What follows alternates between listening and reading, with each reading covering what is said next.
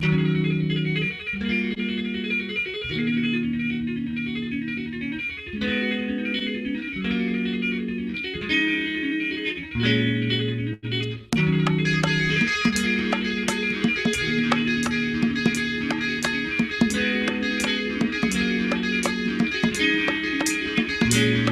really happens to be the joy? Light my fire may not be the things that you desire, but with time we can find common ground. Get up off your ass, turn your life around, round, round. So feed your faith, so your doubts will start, and free your mind. It's really not that hard. So feed your faith, so your doubts will start, and free your mind. It's really not that hard. Black people, get up. Your harvest is past due. Regain the glory that eludes you. Brothers, grab hold and see what I see. Sisters, manifest what's been given through prophecy. Get up, so get up, get up, get up, get up. So your doubts will start, and free your mind. Free your mind. It's really not that hard. Really not that hard. So feed your faith.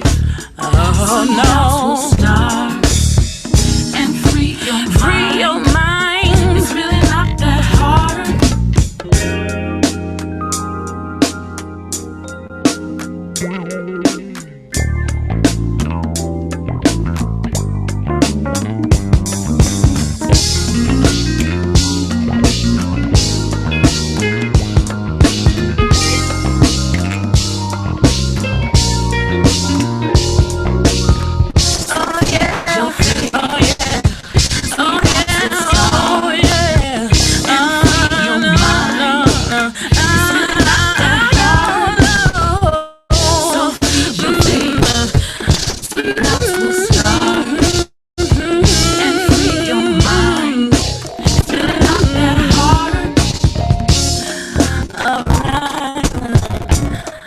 Stand tall, yeah, and be strong.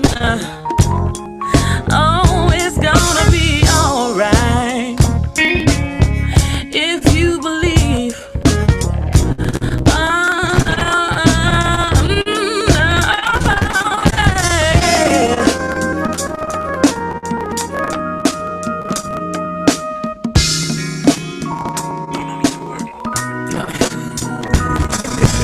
Rise from the ashes of my burnt out flame.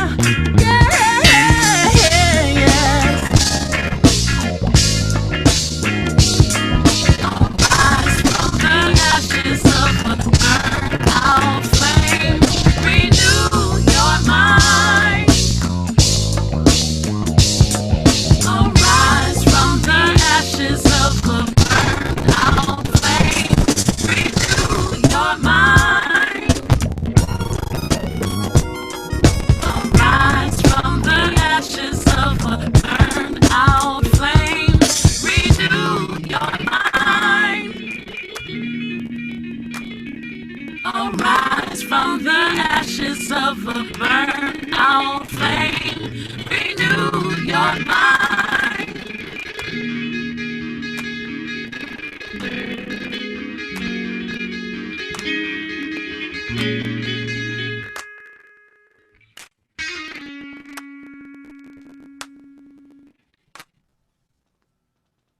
All right, welcome.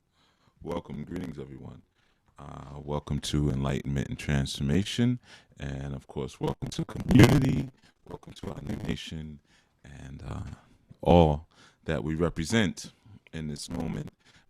I am Chief Yuya, and you, of course, are listening to our midday segment. I'm getting told I'm breaking up a little bit, so I'm going to see if I can fix that. Just let me know when and if it clears up, okay? So I'm gonna do my little trick here. Actually, let me do the super trick, and let's see if it gets any better. All right. So yeah, just let me know if it clears up. And thank you, brothers, for letting me know that it was breaking up. I had actually played that song so I could step away and go take care of something. So I didn't see your note earlier that the sound was breaking up. Okay. Jennifer says it's better. All right, beautiful. Cool, cool, cool. I wanted to go get some of my one of my herb blends. All right, excellent. So as many of you know, some of you know, we didn't have a segment yesterday. I planned on having it and I was right on the heels of it, but in all honesty, something more important came up that I had to take care of. So I ended up missing yesterday's segment, and then I was going to come back and maybe try to do it yesterday evening, but it was a very hectic day.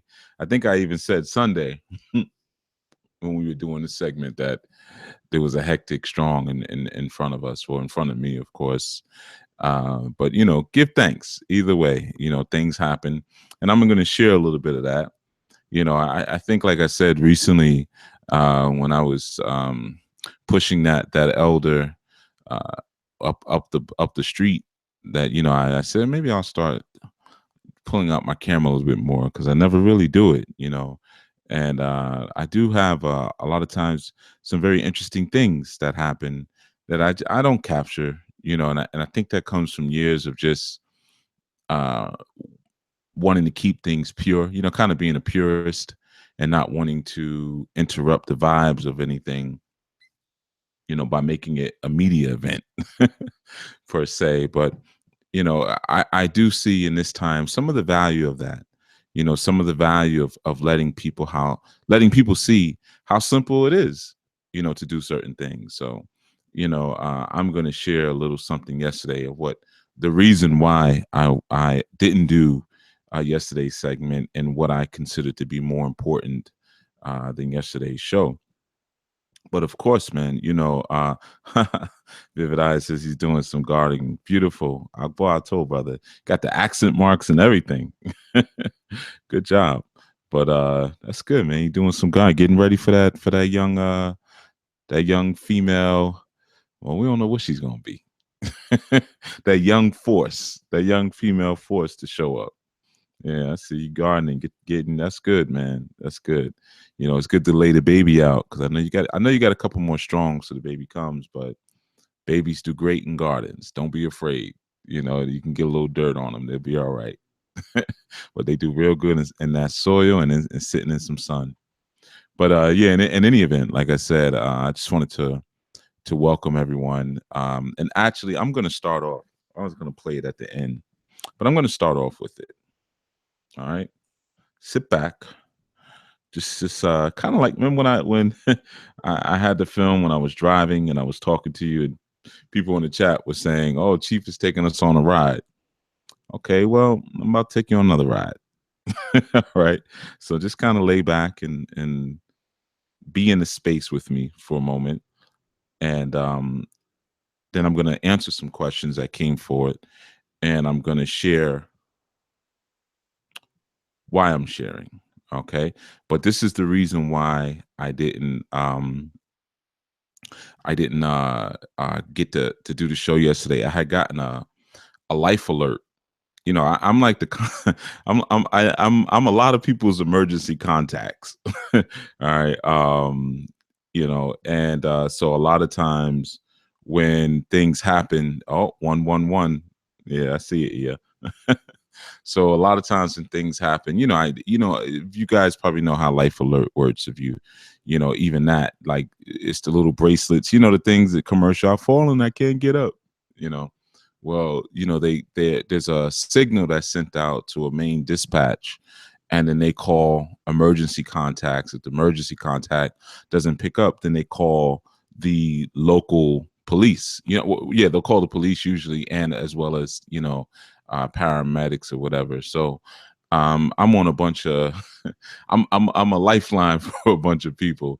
So I actually got a lifetime hit yesterday before the show, and I had to go check on an elder. So that was about maybe 5 after 5 a.m. They called me, and I went by there. I figured I would make it back in time for the show, but I went to leave, and then something told me, not something, my spirit told me I needed to go back. And you'll see, but I'm gonna take you on the ride for a minute so you can kind of, welcome to the world of Chief Yuya. And then you'll understand a little further. All right. So I'll share that, and then I'll be right back after it. All right. So let's just go for a ride. Here we go. At that age, some people don't even remember their own name. Okay. You know what I mean? Yeah. That's what I'm saying. You remember the important stuff. Some of that stuff ain't that important. Because if you know he handling the business, and you ain't got to worry about it. Yeah. Yeah. Because you worry unnecessarily sometimes, right? Yeah. A worry about unnecessary things. Right. Unnecessary worry. Well, I got it. Yeah, what's the point of worrying about something you can't do nothing about anyway? Yeah. You know what I mean? Okay. Just like it's good. Like I sent him a text. I just told him I came over, but it's 5 o'clock in the morning. Them people call me and say, yeah, I'm gonna come over, but he ain't gotta always run over. I tell him that all the time too, man. I'll come over and check on you. No problem. Anyway. That's get a big. He's speaking Dave up. We can get back in the damn car. I'm not screw it up again. Big? Yeah. Oh, no, man, that's all right. Yeah, I understand that. That's a part of getting old, man. I guess so. Yeah. Man, no big deal. Yeah, I wonder when they're gonna change out the beds though. He got this other bed here for you, so. Yeah, this was put that bed on the damn. I put it on the damn. In the garage, there's a home right there. Oh, you're gonna put it in the garage? Okay. Maybe he might need some help, man. I'll see if he needs me help. Help him put it in there. Yeah,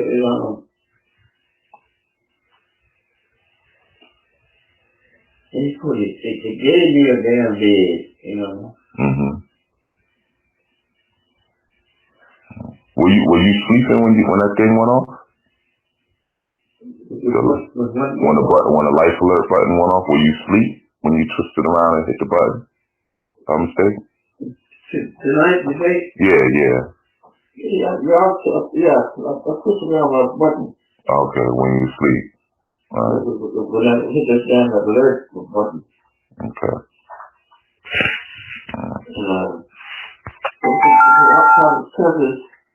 If I lay down to sleep, I gotta turn this the light alert thing so I won't press it. Right. That's all right, man. It's there to be pressed. You know what I mean? So ain't no big deal. It give me an excuse to come over. Okay. Yeah, man. Ain't no problem, man. Give me an excuse to come over. That's what I'm gonna do, man. I'm gonna get the schedule from home from the health aide, man. I start coming over. Like I said, we set it up, man. I'll take you out to the park, man, because you need to get some air on you, man. Yeah, I think appreciate that. Yeah, man, it's no problem, man. I'd love to do it. You can't be, closed up in here, man, because the house will become like a coffin. Yeah. You know what I mean? Yeah. You gotta get out, get some air on you. The sun will do good, just sun by itself on you, man, gets you nice and strong. Yeah. The sunshine gives you vitamin D. Well, how you sleeping at night? You sleeping okay? Yeah, I'm pretty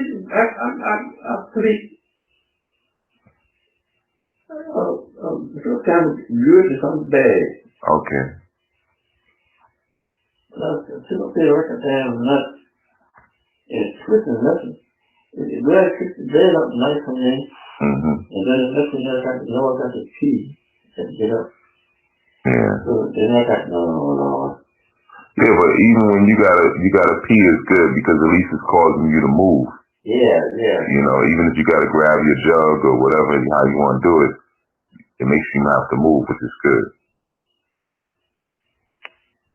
Yeah, this is Yeah, it's alright, man. You be what, 94 this year, right? 94. Right? 98, man. 98? Wait up. Oh yeah, you right. 98 this year. 98 now. Wait, no, so you'd be 99 this year. Sometime. Okay. Alright, my number's off. 11, 18. Yeah, I know the date. November 13th. Well, no. Yeah, November 13th, 1918. Mm-hmm. Yeah, man. Yeah. That's all right, man. It's all a part of it, man. A lot of people at your age, like I said, they just be sitting in the corner and drooling on themselves. Oh yeah. You know what I mean? So you doing good. You ahead of the game. Okay. You like a whippersnapper. So don't even worry about it, man. This other stuff is small stuff.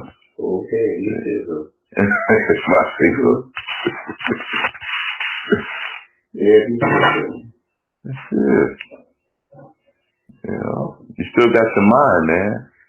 Yeah, they still the same. Mm-hmm. Yep. That's the key right there. The mind, yeah. Yeah. You got your mind. And you lose your marbles, you say. Mm. And you ain't losing your marbles. You still sharp. At 98. Yeah.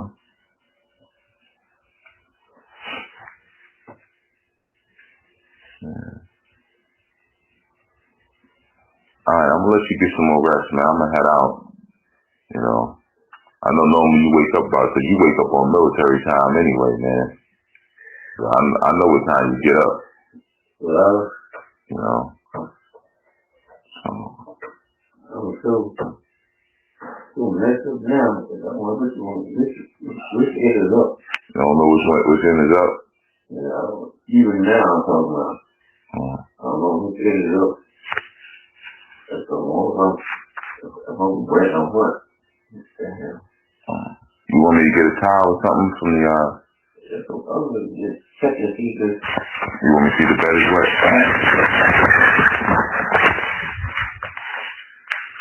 It's the cycle of life, man. When you was younger, you'd have to check on the baby yourself. Yeah, let's reverse. Yeah, now things reverse around. I don't see what the hell they're saying. That baby wet. Yeah, it is wet. Okay. So is there another pad? Pad is gone. Put underneath you? Look on it. Look up there on that. Behind you, right? No, the pads. Mm-hmm. Out there on that, what the hell? Oh, in the kitchen? No, Okay, I see it. Yeah, you got it. I got it. You see him? Yep.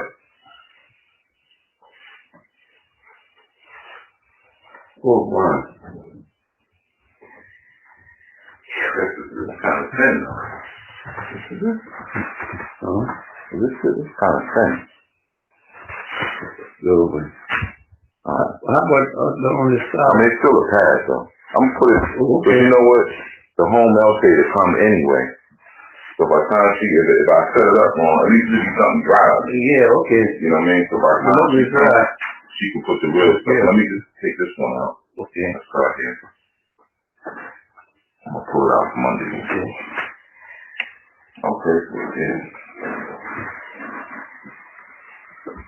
Okay, it's big. Huh? Oh, it's big. Okay, wait a minute. I got to get up. That was there over to the back of the day, I think. Oh, okay. Let me just. Let's do it like this. Yeah, bring your feet up. There you go. Now, you turn the other way. This way? Yep. There we go. Well, you get these little. Okay. So, this gotta be a bigger one. The thing I just got is grabbed is small. I ain't gonna do it. Okay. Cause you need a. The hell, when the hell they have on the porch? Yeah. Oh, in there? I got something here. Yeah.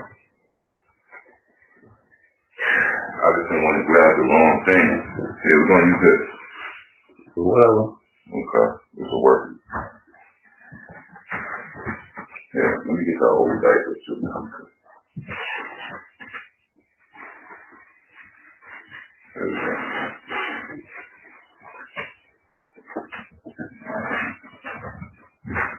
When she comes, she can set it up right, because I know yeah, so at least it'll be dry.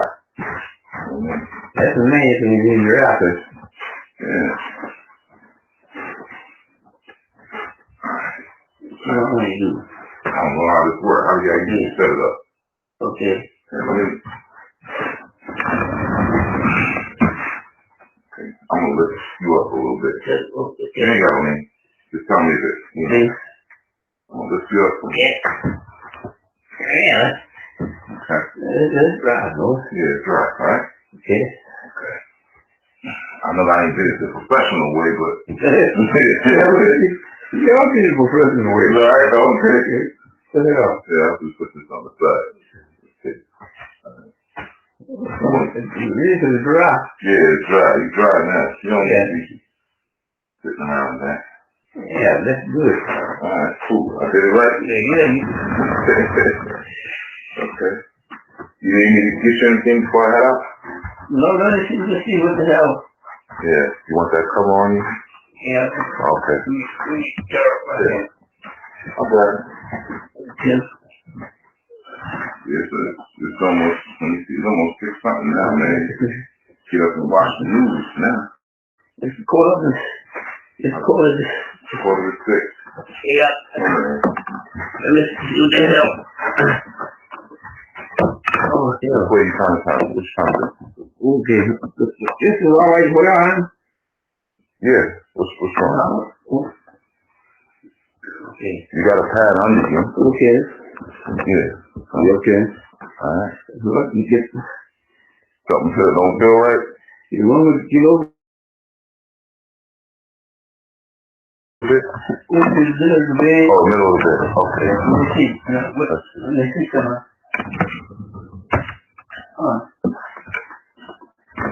Well, at least your ab muscles are still working, man, because you moving around like, you know, you an Olympic gymnast.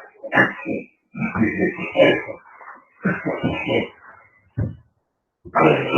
too short. Okay. I'm gonna put the code here. Too short. Okay. You're in the middle now. Okay. You okay? Okay. Alright. Yeah, you're in the middle of the bed now.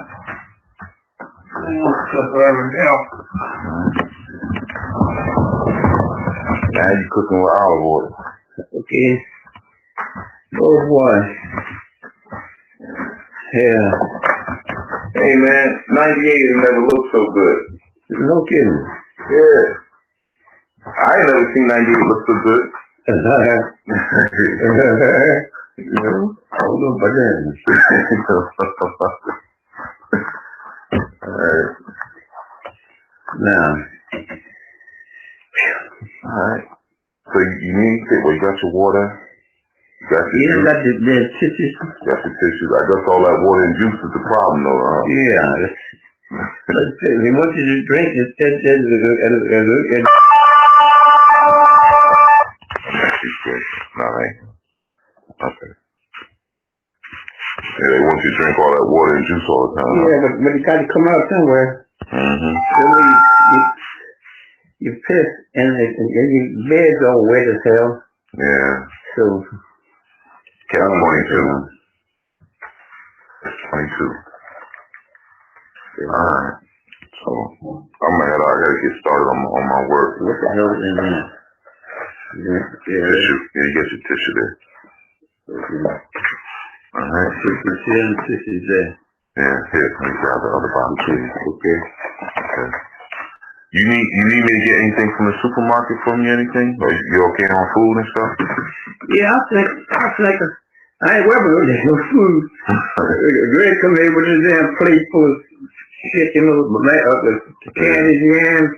Candy yams and sausages and and I don't have no damn appetite, you know. Okay. It's too much food, you know what I mean? Yeah. And then I have to go to the, you know, go to the potty thing. Yeah. Oh shit. So. Yeah, you might just be better off with salad and fruit for now, man, you know? Yeah, but I can eat the hell out of it, a Swiss chard and spinach. Yeah, you always like your vegetables more than anything. I know that about you, man. Yeah. Yeah. I eat the hell out of the spinach and fruit, fresh fruit. Does he bring any spinach and fruit? Oh yeah. Oh, he does? He always brings. When you bring a plate in, he always got a Swiss chard or you know, some green. That's the main part you want anyway. Huh? That's the main part you like anyway. Yeah. Okay. So, he's a hell of a damn cat, man. I don't know what that like to do without him. Oh, man, yeah, man. You deserve it. I told you all the time, you royalty, man. You know what I mean? I know you don't believe me. You got your crown on. Okay. You know what I mean? It may look like a black hat, but it's a crown. Okay. But yeah, anyway, you deserve it, man. We all happy to do it for you, you know? But I'm glad to have you. I hate to see you leave.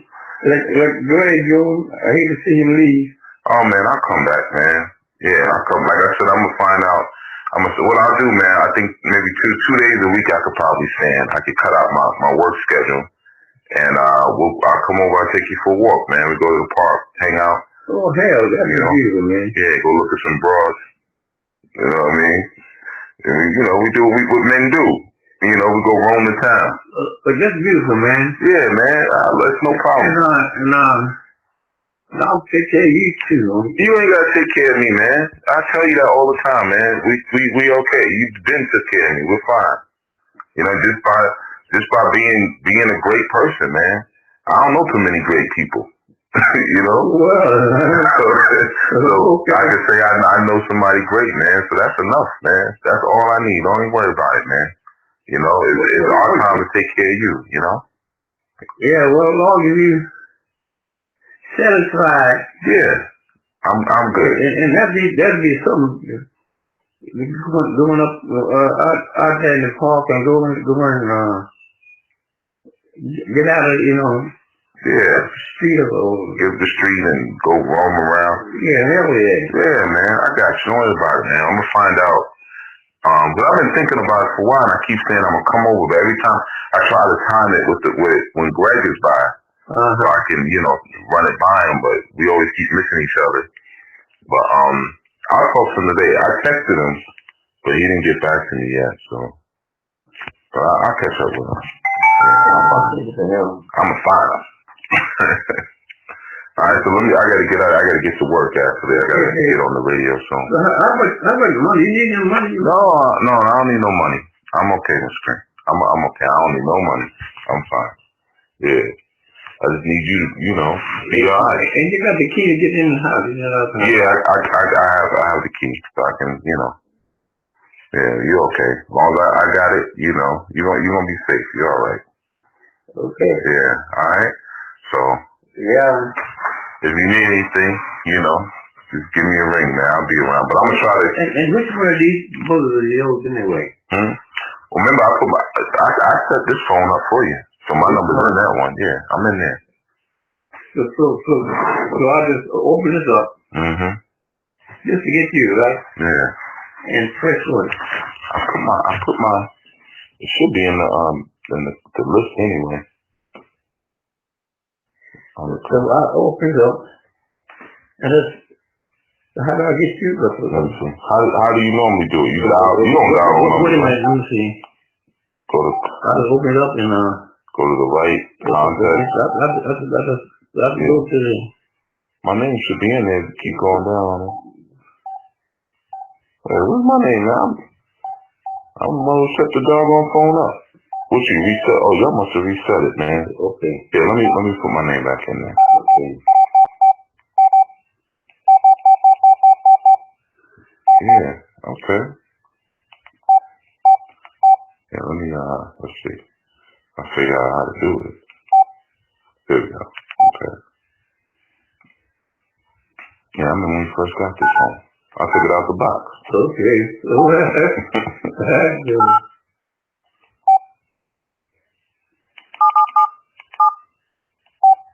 Your nephew, the garbage man, does he ever come in? I see him sometimes.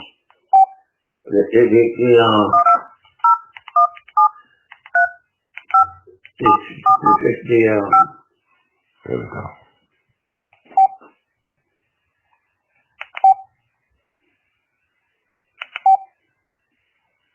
Okay.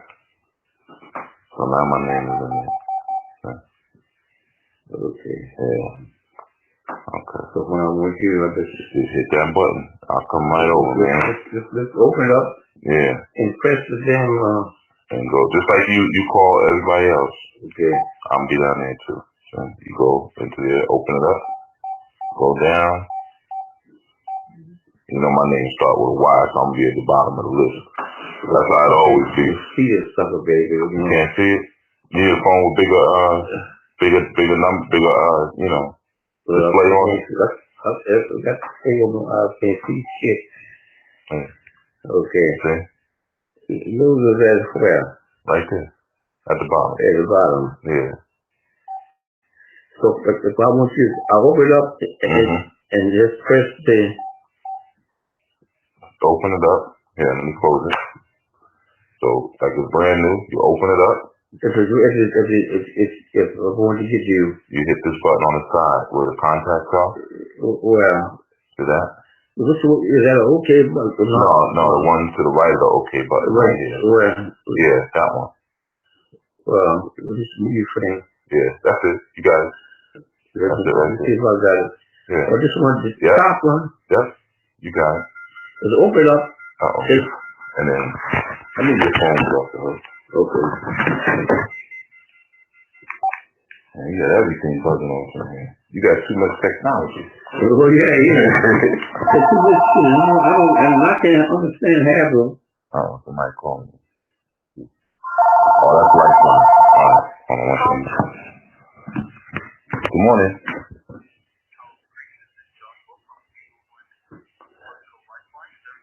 Yeah, so everything is okay. I came over and checked on. Yeah, all right, take care. Man, they call and check back on you an hour later, man. I don't know what that's about. All right, you got to get the platinum package. You must have the silver package. So yeah, you just go down and see my name's there at the bottom. My name's at the. Yeah. Is here? There? See? Yeah. Just open it up and press that, right? Yeah. Okay. Yeah. Plus I'm in the house phone too. Plus I'm programmed in the house phone too. So you can get me 3 different ways. Plus I put my number on the refrigerator. So let me make sure it's still there. I think I got my number posted up about 4 different places in your house. Yeah. I'm still on the refrigerator. And on the side of the wall. Yeah, my number and my address is up there. Alright, so. Yeah, now you tell me all of that stuff in one ear and out the other. One ear and out the other. Alright, don't worry about it. Yeah, we'll handle the business. Alright, let me get out of here though, because I gotta get to work. Alright, yeah, I gotta start at 7 o'clock. Are you alright for? Yeah, I'm okay. Yeah, I'm okay. For finance, I'm talking. For finances? Yeah, I'm good. I'm working. My back's still strong. But I can help you on me. No, it's okay. It's okay, Mr. Green. You done helped me more than enough, man. Like I said, just being here, being a good person is good enough, man. That's annual bottle groceries. Groceries. Well, you also helped me to teach me how to farm, man, when you told me how to till and all that stuff, man. So I don't need to buy no groceries. I can just grow some groceries. Yeah. You gotta pay to grow some. Yeah, you know what? This year I'm thinking about doing the whole backyard, man. Just back here? Yeah. No, not yours. I mean yours. Yeah, just doing the whole yard with food. You know, because I don't use it. It ain't like I'm out there, you know, laying on a blanket looking up at the sky. So where is your garden at? Well, it was on the side before when you drive in on the side of the driveway when you first come in. But that was good. That's a small space, but it was good for me.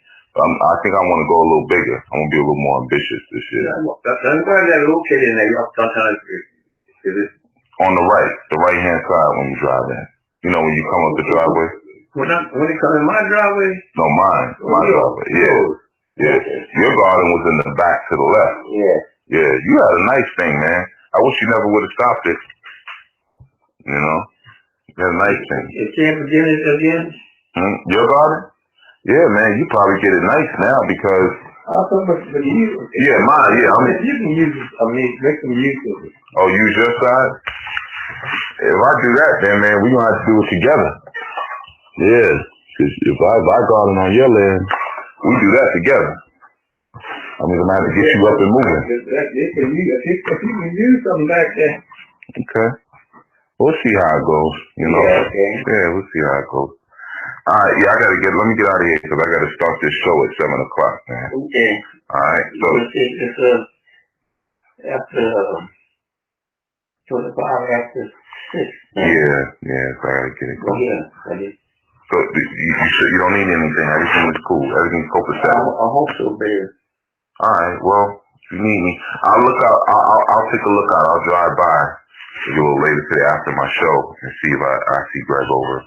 Yeah, okay. I'm gonna call him, man, because I think he's asleep. That's probably what it is. And it's early when I first contacted him. He's probably knocked out in the bed, man. You know. Probably is, because I will see how the hell he gets some sleep. He get any sleep? Yeah, you know, hard-working man. All right, let me get on out of here, all right? Okay, baby. You get in and out here. Yeah, I'm okay getting in and out. Okay. All right, I'm gonna put these keys back. All right. Okay, I'll catch you later, Skin, all right? Okay, be cool. Man.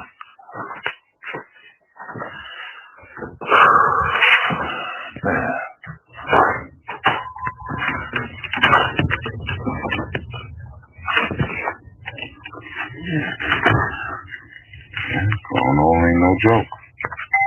Ain't no joke.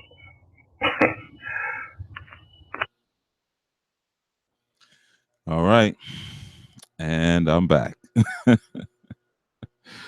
I know that was a long ride. I know usually when I say let's go for a ride, it might be a few minutes or something like that. I know that was it was a long ride, but you know, and like I said, I don't normally record things like that. I think up to date now, I have 2 recordings. So I don't have a collection of recordings of just moments and incidents like that. Not like I have the music. So I have Baba Johnny, and that's another Baba. You know, and he's a good man. He's a good man, you know, and you know, he's someone who he's just not mobile like he used to be, man. But when I first met him, the way I met him, I'll share this. I I had purchased a house in the neighborhood, and many years ago, and I had redid the kitchen and everything like myself. I laid down new gas lines and stuff like that. And he saw me bring the stove out. I didn't know he saw me, of course. There was an old stove in there that I replaced. And what he told me later, he said, I didn't see you bring a stove back in. So the day after I brought the stove out, he came and knocked on the door and introduced himself. And he had this huge buffet of food, and that he made himself. I mean, lobster, turkey, man, yellow rice. He baked a pie. I can't even remember everything. It was so much stuff. Some of the stuff I don't eat, but it just so happened at the time I had some other people, some other elders actually, who came by to see the house, and we all sat down in this empty house on a card table, and we ate together. And that was how I met him. He said, yeah, he said, I saw that you put your stove out. He said, I saw the stove out front, but I didn't see any boxes. So he's saying, like, I didn't see that you bought a new stove. So he figured that you didn't have, he said, I figured you didn't have a stove. So he bought the food. And then the next day he bought a hot plate. He said, here, I have a hot plate for you. You can use it as long as you want, until you get your stove. That was how we met. So he didn't know it back then, but I adopted him. From them four, he couldn't shake, he couldn't get rid of me. I adopted him right in that moment. So he's a man. He's a good man. And I always, my youth, they, matter of fact, that day, which was Sunday dawning, of course. No, I'm sorry, Monday dawning, yesterday dawning, when I was supposed to do the show. They saw me head out early, and they asked, what happens, everything okay? And I told them, and they said, Bobby, you're always doing things for people. Like, you do a lot of stuff for people. And I had a sit down talk with them about what a man is. And I said, you see that, elder? That's a man. That's a man. You support him. He's a man. And I explained some things, about him, things that he had shared with me over the years, that I've known him. Ever since I've known him, he's been an old man. He's always been old. Even when he used to share pictures with me and stuff, I remember just joking with him. I said, man, every picture you old in every picture. He showed me a picture from the 60s, you old. 70s, you old. You've been old for a long time. But so yeah, that I had got caught up in that, and I was leaving to come do the show. And in my spirit, it didn't feel right, because I knew that he was playing around with, how do I get you here on the phone? And I can't see the buttons and all of that. And I said, man, he just doesn't want to be alone right now. And I mean, I know that feeling. He lives by himself. He's 98 years old. He lives by himself, but he just didn't want to be alone yesterday dawn. And I sensed it. I could feel it.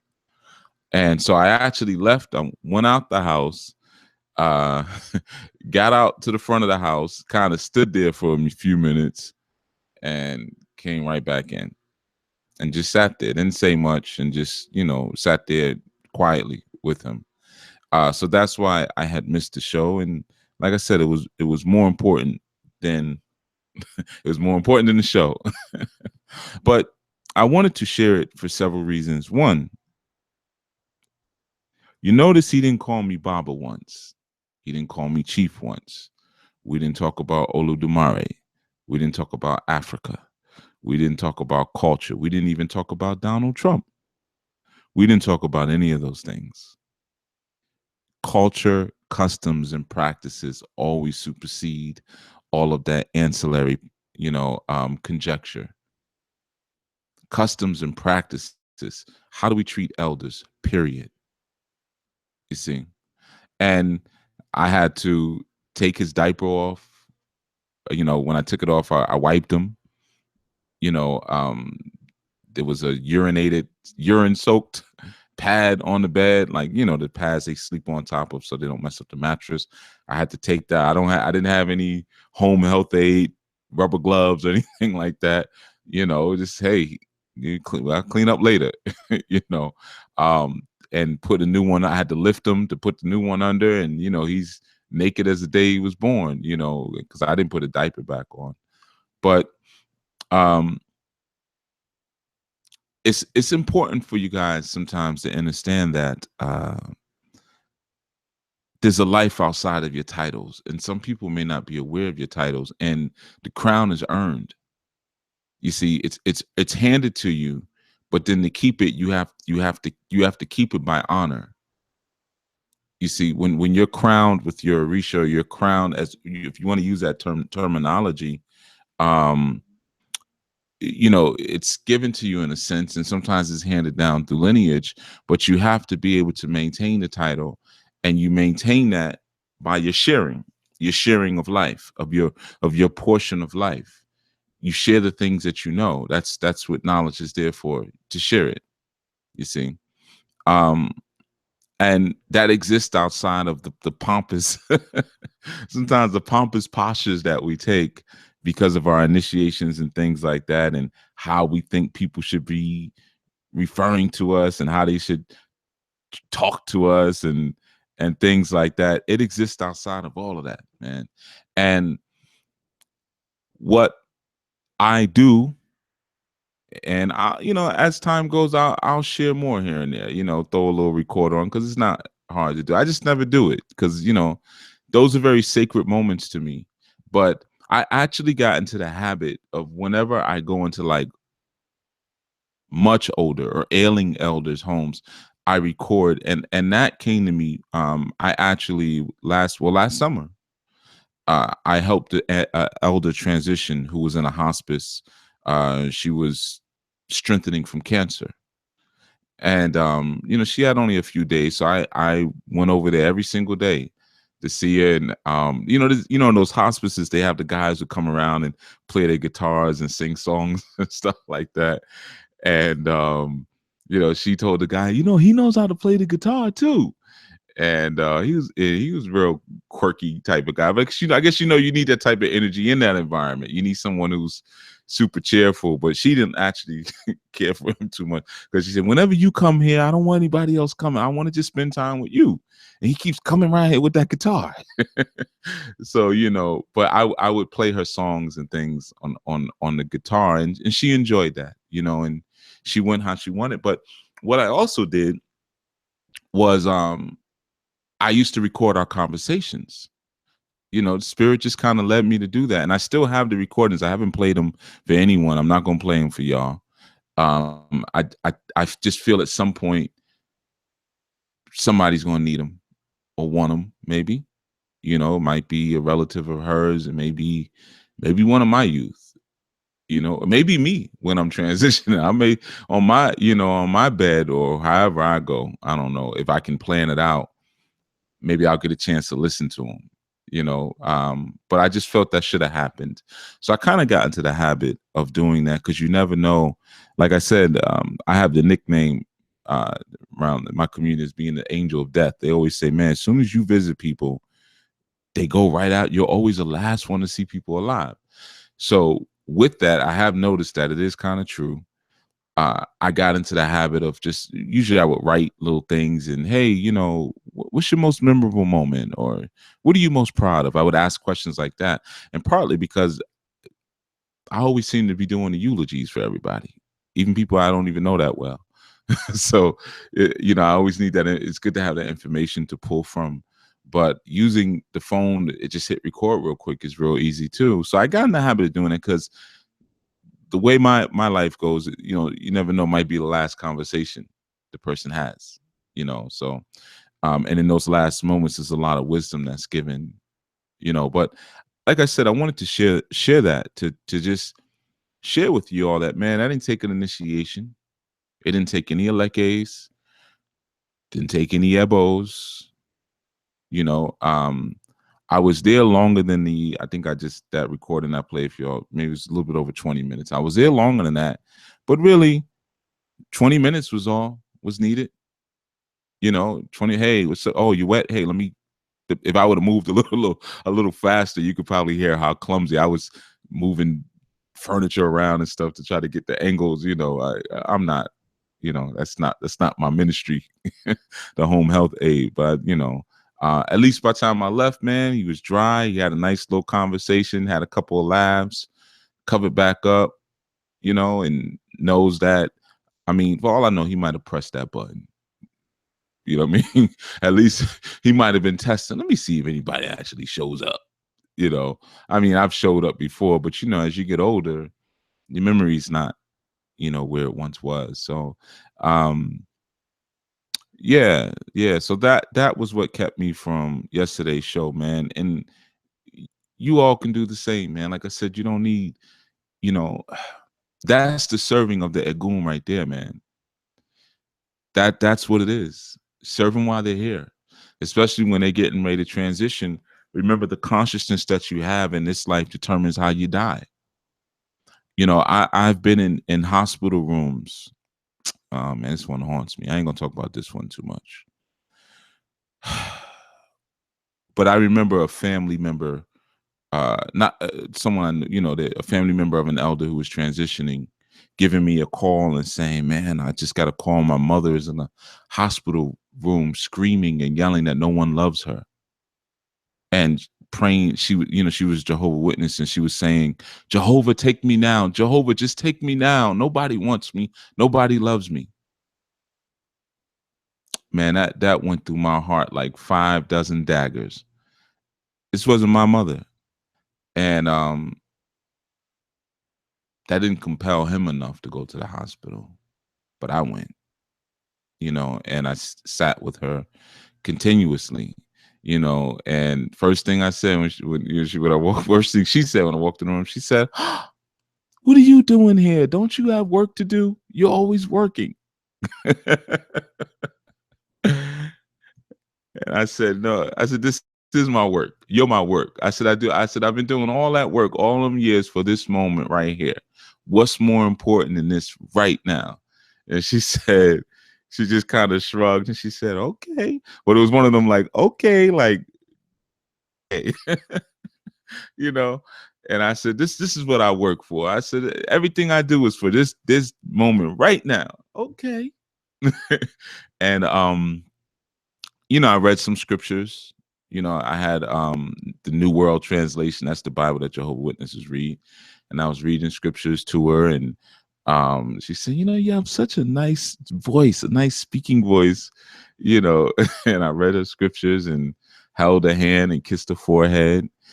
And I was going there probably like every other day.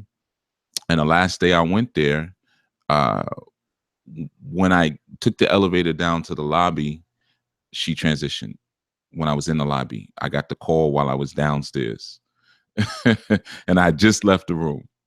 You know, I said, "Man, if I would have just stayed 5, 10 minutes longer," but it was okay. You know, it was okay.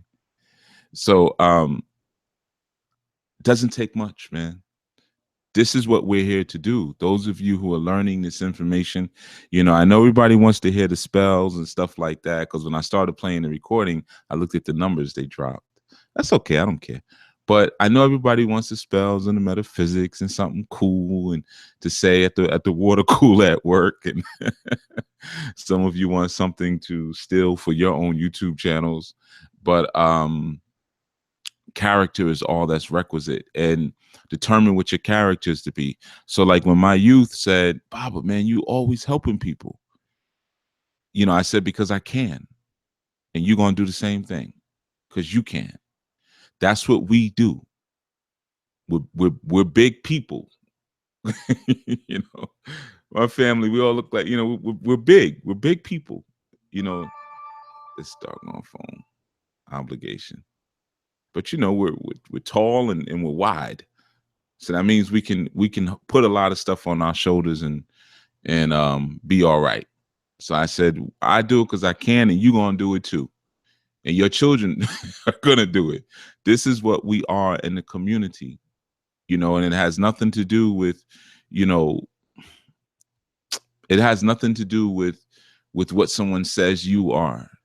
in terms of like your initiations and your certifications and things like that. It's not that hard, to take 15, 20 minutes, or like I told him, which I'm going to do. I just got to schedule it in. Man, get the elder after the homemade finishes with him. It's real easy, man. Homemade finishes with him. He'll be nice and clean. He would have gone to the bathroom. He would have been showered. He'll have on a fresh pair of clothes. All I got to do is put a blanket on him, put him in a wheelchair, walk him. I could do one lap around the block even, or walk to the park, do a lap around the park, come back. Total time, maybe 25 minutes. 25 to 30 minutes. Maybe if I want to, BS around and look at a bird or something. 25, 30 minutes. Twice as strong. So 1 hour every 7 days. And just imagine what that can do for someone.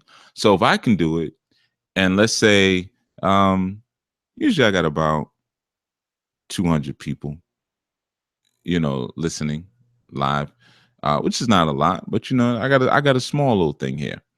But let's just take let's take we'll take maybe 50 out of that 200, right? We'll take a quarter. So if we have 50 plus me, 51 people who could do the same thing, take an hour strong, or half an hour. Man, it didn't even take you that long to circle your block. You may be able to circle your block in 15 minutes. I'm telling you, man, it does a lot for raising the overall vibration of not only your community, but you're just doing right. I speak about unconditional service to you all the time, man. So it's just something I wanted to share and let you know that, like a lot of times, not a lot of times, but I have times where people will say things like, oh, you're arrogant, or you're cocky, or, no one can tell you anything. No, there's people who can tell me things. It's just usually not the people who would say things that stupid. Because if you say something like that to me, then that means you really don't know me. You see, you don't know who I am. Yeah, I bow down. I bow to that elder. I wasn't doing you see, there's a lot of gaps of silence in between, right? I wasn't doing a whole lot of talking. I crack a little joke and give some words of encouragement. I'm wiping urine, and I've gone over there sometime. Last time I went over there, I hand slid in a pile of, the other stuff, the solid stuff, all up my wrist.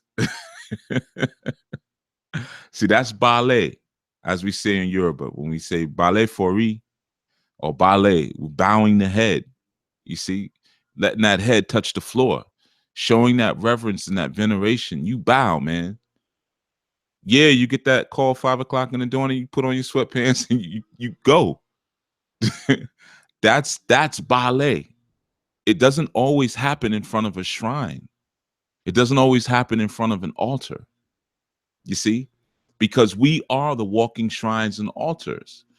We are walking steps to ascension. You sit down, have a 5-minute conversation with me, I'll raise your vibration. So then that means I must be an altar, because I can alter your consciousness if you just listen to me for 5 minutes. I'm an altar. And I know I have experiences and moments that have been enshrined inside of me. So I'm also a shrine. You see? So when I say I'm speaking to y'all. We. That elder is a shrine and an altar. You see? So I can bow my head to that elder. Now, bowing may not be going into the room and prostrating and going way down. It may be reprogramming a phone, or sitting as long as you should sit, or the ebo maybe a sacrifice of time. Say, hey man, I'm gonna sacrifice the show this morning, and I'm gonna be here. You see, and people are funny, so you may sacrifice the show, and they say, I ain't never listen to him again. They do stuff like that. But who cares? I don't want those people anyway. But but you sacrifice things. See, that's ballet. That's servicing the Egbe, or servicing that community. A lot of times we make things so mystical, and we don't understand that the opportunity Remember, we spoke about opportunity, replacing the word purpose at times with the word opportunity. So living out your opportunities in the moment. So that was a moment for me to live my purpose. If I say I'm here to teach and I'm here to be a community guide and to serve and this and that and that and that and that, it doesn't always have to be this mystical future event. You see, it doesn't have to be that. You have opportunities to live out your purpose right in the moment. So me going there was an opportunity, required no initiations, required no djembes, no drumming, no dancing, no incense, no sage, no candles, no rum, no gin. It didn't require any of that, you know, just a little time, a little patience and a little hand sanitizer at the end. That's it, you know. So there are ways to greet the shrine, you see. There are ways to greet the altar, because like I've said before, I'll say again, life is the ritual. You're like Sister Summer had asked in Sunday's show. uh she said, well, I think we were recording that part because we spoke for a very long time after the show, as you can imagine. And then I took them all out to dinner, so then we were at dinner together. So it might be a blur between where we were on the show, talking on the show and talking off the show. But she had asked about the complexity of certain rituals and why some are so long and some are so short.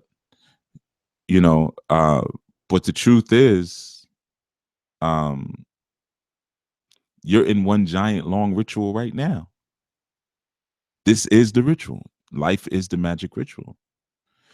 So you have moments and opportunities to approach different kinds of shrines, you see, and you can raise and alter your consciousness.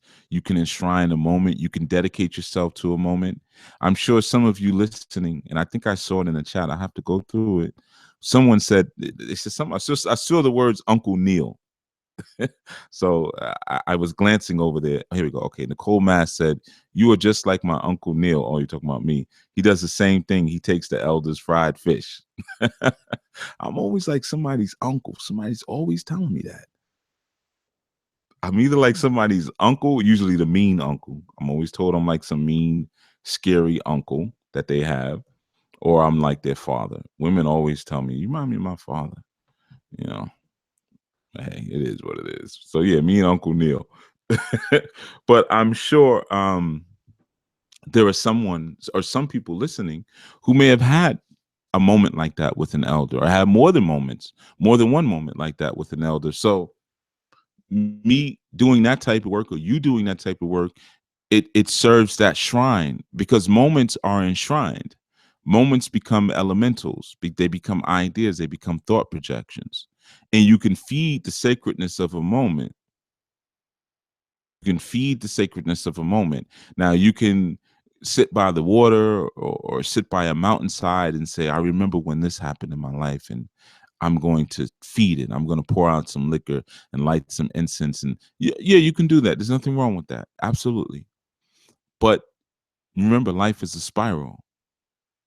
So you get opportunities to enjoy things again. Sometimes it's very similar to that movie Her, where um what was the main character's name? I don't know, but it was played by what's the name? The white guy with the black name, Jaquan Phoenix. I don't know, Joquan. Some his black name, white guy with a black name with the cleft lip, and he was speaking about his depression, and he was saying, sometimes I feel like everything that I am going to feel, I've already felt. Like basically there'll be no more highs in my life. And he said, if I do feel it, it'll be smaller versions of what I felt before. And he was on the tail end of a divorce. So yeah, when you go through experiences like that, it does kind of remove and zap your joy for living from you. And sometimes you don't realize that those more. Okay, Nikki Love says, I'm gonna pronounce it the same way. Joquan. It still look Joaquin Phoenix. Joquan. So I might be pronouncing that wrong, but hey, man, I mean, yeah, it's like something like that. Joaquin, Joaquin, Joe Quinn Phoenix. I don't know, man, but you know who I'm talking about. The dude from Gladiator.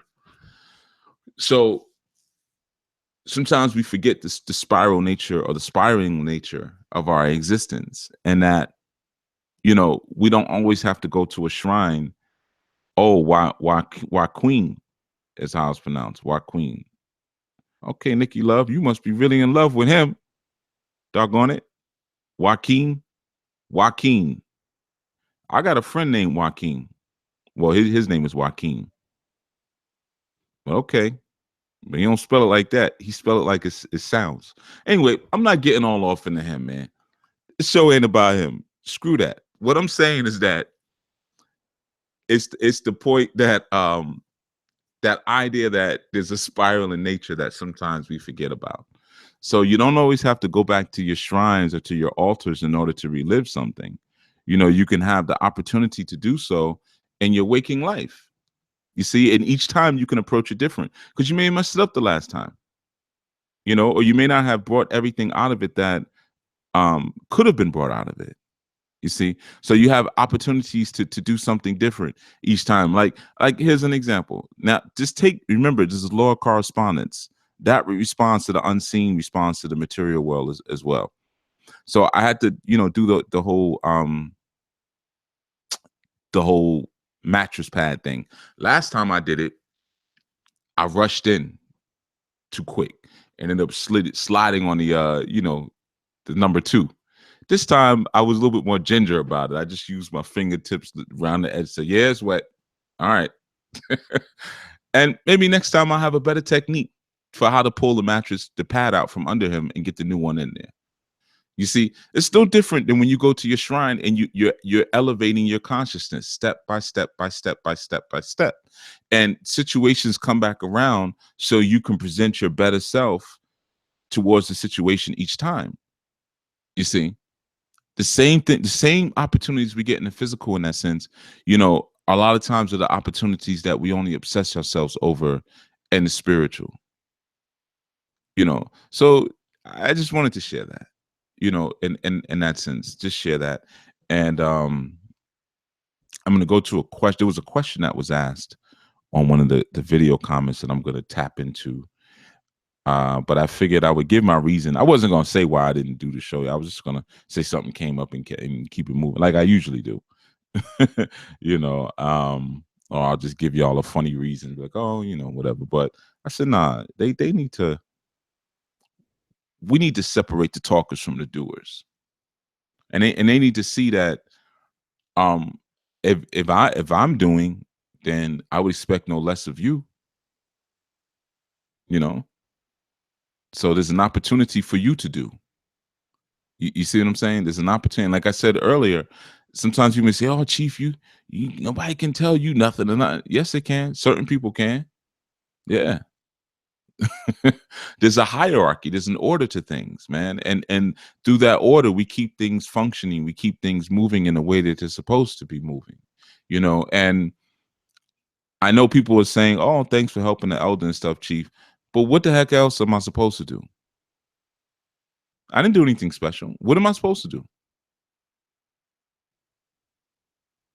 Get the tell them, no, don't put me on a life alert thing. I don't want to be on that. I don't want to be bothered while I'm steady going around, and sometimes even charging an entrance fee for me to go around the country and teach about African tradition.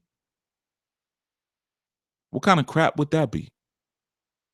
And I can't, you know, go and check on somebody or say, yeah, okay, I'll be the emergency contact, no problem. Or hey, I can pick you up something from the supermarket. What's the big deal? How could I not do that? Now, I wouldn't do it for a lot of you. No, I wouldn't do it. You know, it's unconditional service, not unconditional servant. So I don't just walk around looking for people to help. No, it's not like that. But that's an elder. You see? And yes, Justin, I saw Justin's comment earlier. Justin said he shouldn't be living alone. You're absolutely right. I agree with you 100%. I've spoken to it, tried to do something about it, but you know, old men are difficult in that way, especially when they get to that place where they start to lose their freedoms. You know, they can't drive, they can't walk like they used to, or even go down to the VFW with their veteran buddies and go play cards or go listen to some old music or just talk crap. you know, talk about how dumb the grandkids are, stuff that old men do. you know, when they and at 98, you know, a lot of those people are no longer here. So there's a depression. Obviously, it's a very lonesome thing. You can feel the lonesomeness, but aside from that, man, with men, it's very difficult when they start to lose their independence in that sense, and their ability to get around like they want to, and can't even hardly go to the bathroom like I used to, and all these different things, and so um yeah, that's a tough struggle. And I am not related to the elder. Maybe if I was, I could hard rock them. I could strong arm them into having someone come and live. But I've suggested it, and it didn't really go too far, with the family and stuff. But I can't do with so much because technically I'm an outsider. But you know, I have full access there because they know how much I love him. That's been very clear, that I've always had his back and everything like that. So I have the code to get in the house and stuff like that. But you know, my my vote is limited. I have a limited vote because I don't have the blood tie. That's fine. I don't want it. Well, I don't want to say I don't want it, but sometimes that comes with its own set of headaches. Is what I'm. Sometimes it comes with its own set of headaches, especially after elders transition, man. So yeah, man. I'm just saying, there's a hierarchy. There's things that we can do right now. You can represent this Anu right now, man. Right now, even before you meet Chief Yuya and he comes and does your consecration or does your initiation, or before you get your life path reading. I need to get a life path reading because I want to help people. Well, get off your butt and go help somebody. There's a lot of hurt people out here. There's a lot of children with very little direction. There's a lot of men who need encouragement. There's a lot of women who need guidance. There's children to be reclaimed, and reclaimed and renamed. All right, that's long. There's women to be renamed and children to be reclaimed. Okay. Um, hey man, there's a lot of this stuff. You can't go too far without hitting a project, something that you can put your hand to and say, okay, well, I'll make my stand here for a little while, or share my portion of life here, share my portion of time here, because that's the most precious thing you can do. Is share. There's a science to sharing. Even when we raise our children, sometimes we don't put that as a part of their curriculum. There is a science to actual sharing that children need to learn, because it dictates so many things going forward, even in terms of their sense of possessiveness or their sense of ownership over themselves. When they realize, well, wait a minute, you can't do it to me. I didn't share me with you like that. You can't do that. So these things are important. These things are important. They're very important. So yeah, I want to go to the question, and then I'll go through I know there was a lot of comments and maybe some questions and stuff, and I'll hit those. All right. If I can find the question. It was actually presented. It was a statement / question, and it was presented by Brother Lowe the scholar, Polo the scholar. But he says, let me see. He said, okay, this was on, what show was this you commented on? Okay, the psychotic effects of ignorance. All right. I actually don't remember what I was talking about. so, so as I read it, I didn't even read through his whole thing yet, but it was long and I saw 2 question marks. So I figured, it might have been something kind of juicy. And Lo is usually, usually he's always pretty. His comments and his questions are usually pretty tight. I like where he comes from, where his mind is at. So I said it'll probably be something pretty good. All right. So he says, "Peace, Chief. Good show. When a man gets in tune with nature and gets his authority, is he activating his own revolution inside himself? Question mark. By receiving instructions from the source, is that not his authority that he is claiming or reclaiming?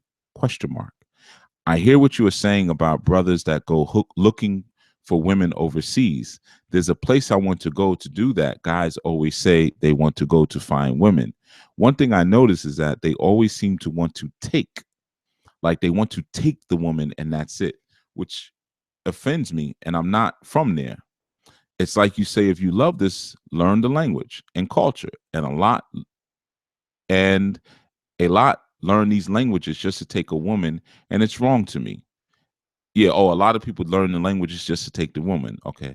And it's wrong to me. It's like they are poisoning the hunting ground or the natural environment / community, or doing what Europeans did to us and other indigenous cultures. But you are right about Jews. It's like they struggle in the hood for one generation and then they leave. But it's like that JC song, I got the keys, and it's up to us to open up the door and get what we need to walk through it. Open up the door, I'll get it myself. You're right about guys running out of verbal and mental ammo when it comes to women. Fillmore Slim said the same thing. LOL. You should know who Fillmore Slim is. Do we run out of ammunition because we try to out argue and emote her instead of out author her or function from our authority and headship, and not bringing ourselves down to their emotional level, getting coiled up by APEP? LOL question mark. For an Ogun chief, you sure like to destroy and hold up Oshun's mirror at people. Just kidding. But I do see why you say it's draining. And speaking of running with no shoes, invoking your inner Zulu, huh, Chief? Absolutely.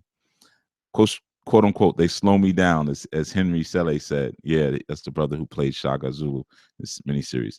But when you run without shoes and sandals, they really do. LOL. Peace, Chief. All right, cool. All right, so let's get to it. He asked some questions here that I'm going to attempt to answer as intelligently as I can. He starts. The first question was, okay, when a man gets in tune with nature and gets his authority, is he activating his own revolution inside himself? Well, no, he's only becoming aware of the revolution that's already going on inside of himself. We're constantly undergoing a revolution, because we're moving, um, whether we're moving begrudgingly or whether we're moving willingly, we're on a vibratory level, on a molecular level, we're moving with the revolution or the rotation of the planet. So we're always vibrating, we're always moving, but sometimes we're not aware of it, and because of our lack of awareness, remember, like I said, power comes through self-awareness. We could say power comes through awareness, but the truth is, like I said, the only awareness that really exists is self-awareness. So because when you become aware of self, you become aware of everything. And when you become aware, then you become aware of what's been sitting there waiting for you. It's like having a bunch of weaponry and arsenals in the dark, but you just didn't know about it. Wow, that's a lot of noise. I don't know if you guys can hear that in the background, but I think a plane's getting ready to crash into my place. Wow, that was a low flying something. Maybe the men in black are getting ready to take me away. But anyway, so yeah, so the question again, when a man gets in tune with nature and gets his authority, is he activating his own revolution inside himself? again, the idea there is that the revolution is already going on. Sometimes you hear me speak about not activating, but more so initiating and coming to your own new world order, which of course is different than the revolution itself. You receive revolution through evolution. So as you're evolving and moving forward, your revolution is basically the evolving that comes from source. That comes from your divinity, that comes from your sacredness. Because sometimes we mistake mutating for evolving. You see, so there's almost like a distorted form of evolution in a way as well. But yeah, it's really getting in tune with nature, is getting in tune with the body, with the organism of the cosmos, which gets you in tune with your own organism. So um that's the question in terms of the revolution. No, it's not necessarily activating the revolution inside of himself. He becomes more aware of it, and because that he becomes more aware of it, he's able to empower himself, with that self revolution. Okay. And you say, by receiving instructions from the source, is that not his authority that he is claiming or reclaiming? Well, it depends on how we look at reception, because we're always receiving instructions. It goes back again to awareness. We're always receiving instructions from our divine origins, but we don't always listen to them. you know so that's where you get the wayward spirit. The soul is always reflecting those instructions, always, every time, right? And so the opportunity is always there.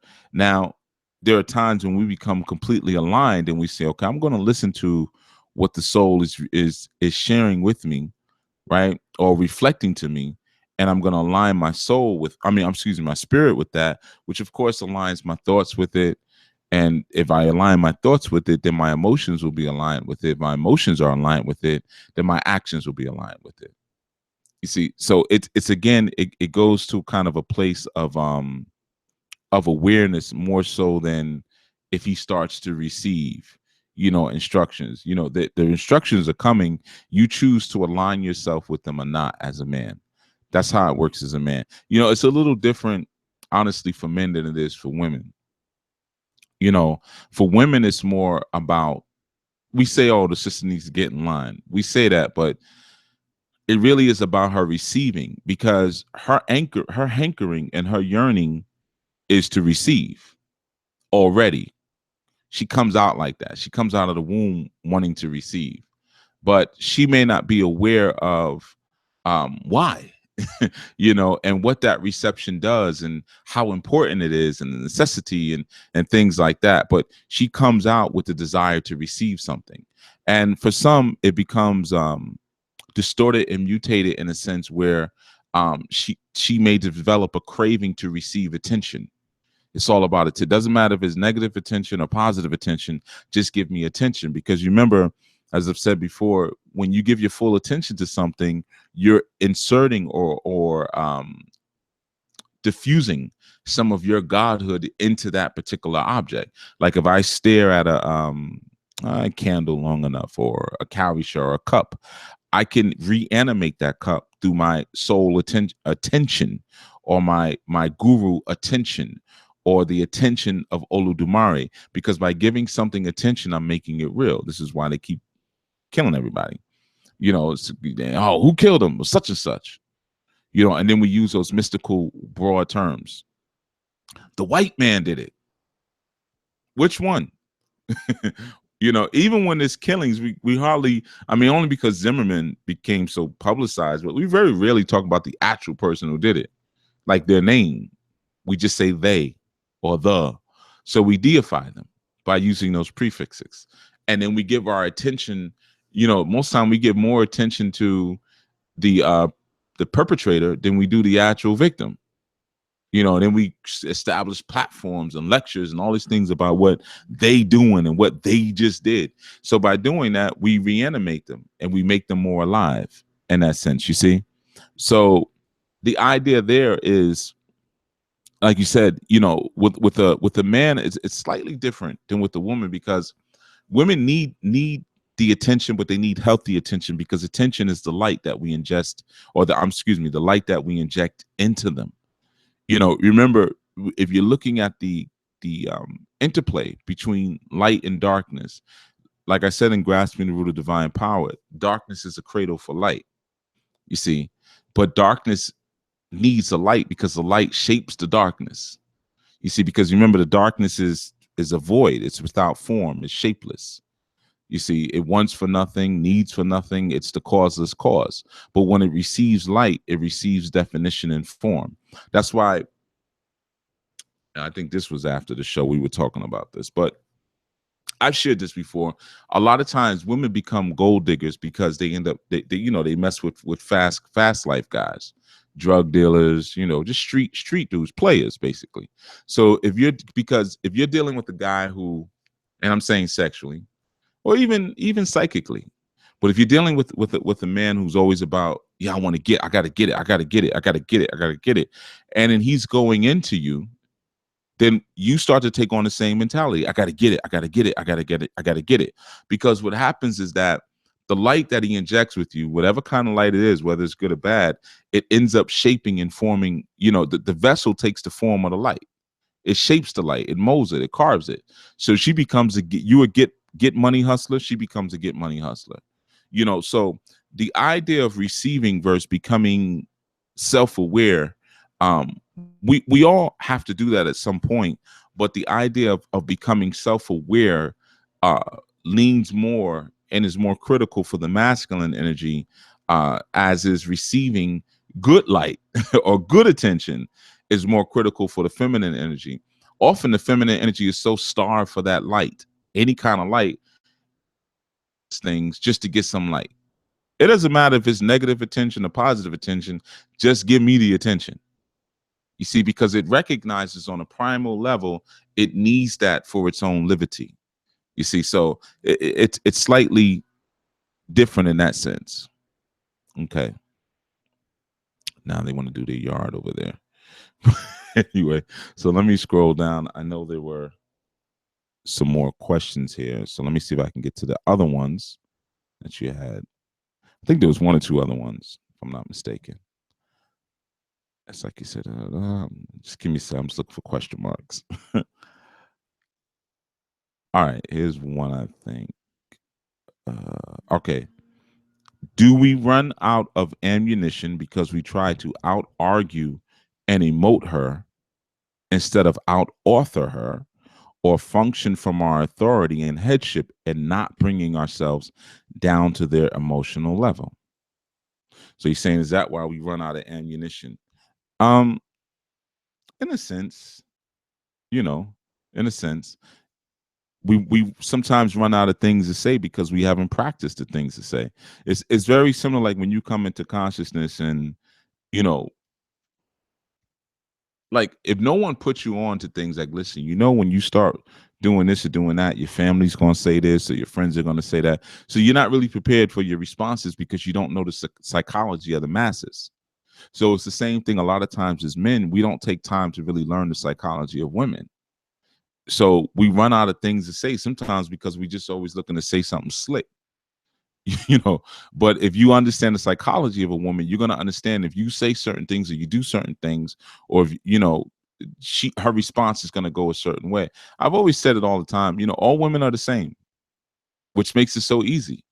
They're all the same. They're going to tell you I'm special, I'm different. They're not different. They're all the same. It's just that they all want and need the same things, but just to different degrees. But if you could take one checklist spot, a page full of checklists, just check it off, and they're all going to check it off. But you just put a number from 1 to 10. How much do you want this? They're all going to check everything, all the same stuff off, but just to varying degrees that they're going to want it, and that makes it easy if you think about it as a man. So that's when it gets real primal. Like it's that attention factor. Every woman wants attention. Now, some women will tell you, well, I don't like being the center of attention. Well, that's not the same thing as wanting attention.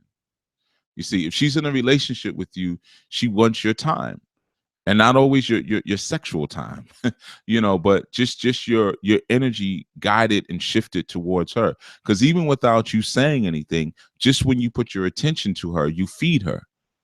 So your light feeds the darkness. You see, it's a just like your sperm fertilizes the egg. At some point, people will start to realize I know that the posters and the memes are good. At some point, they'll realize that women are not the source of life. Women are the source of death. Men are the source of life.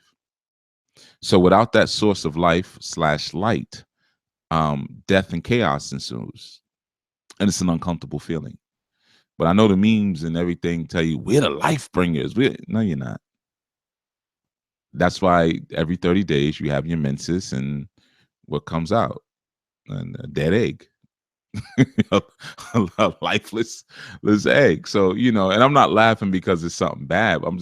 I'm laughing because of sometimes how romanticized we make things, to the point that we want to be so romantic with this sometimes that we just end up being dead wrong on how things work, and we just go so far left, we don't, we miss some of the basic things. So yeah, a lot of times, men who start to get all gorilla and stuff, it's because they've lost things to say, you know um they've lost their understanding, they haven't really studied the psychology in that sense, of the women that they're talking to. Like I said, a lot of times we don't listen to each other, which is a problem too. And then sometimes the other thing, Brother Lowe, is that you got some guys who are really effeminized. That's the other problem. So their estrogen is super high. So they're real emotional. So they're already ready to scream and yell and put their hands on her and stuff like that. They're itching to do that. They're ready to leap and into that posture, because it's they're effeminate. They've been effeminized by society or by their parenting, by the fluoride in the water. I mean, we could go through the whole list, by the clothes that they wear, the music that they listen to. Sometimes they've been scared into effemination because they did stand up at some point to be manly when they were young boys, and they were traumatized out of it. So, one reasons, sometimes they masturbate too much. I've warned brothers about that. The constant masturbating, you're draining your body of too much of his testosterone when you're doing that. Some guys, I had a friend who used to masturbate 5 times a day. That was his quota, and it was no joke, 5 times a day. So he was always angry all the time, and and you couldn't talk to him about anything without him flaring up. And he stayed in the gym, humongous, muscles all over him. So you got this big muscle bound tank, who's drained himself of all his testosterone, and he's just full of estrogen. He's dangerous to a woman, you know. And the only good thing is, luckily, he knew that, because he used to always tell me about all the visions he had about what he wanted to do to his girlfriend, which was some real morbid stuff when they would argue. So at least he knew something was wrong. But you have a lot of guys who don't care because they want to hurt somebody. So yeah, there's a lot of different reasons for that, man. But young guys a lot of times are not taught anything about women when they're young, other than don't get them pregnant. That's it. Don't get them pregnant. They're not taught how to really deal with them. Like you said, should we out author them or out authority them? There should be no out of anything. There should be no one upsmanship when it comes to your relationships. Everybody has a lane. You should not have to fight for your authority. You shouldn't have to fight for your respect. It's as ludicrous as having to fight someone to love you. It's just as insane. So if you're dealing with a person who doesn't mind seeing you at your worst, doesn't mind seeing you upset and going crazy, then you need to deal with someone else. Some people just, they're not worth they're not worth the struggle, because they don't want to see you at your best. You see, male or female. But because you're asking about men, yeah, sometimes you might find a woman who just likes to argue because she's got some things that she's working through. She's got some pain that she might be working through, or dealing with some of her own choices that she's made that she doesn't really want to really face. So she's trying to justify them.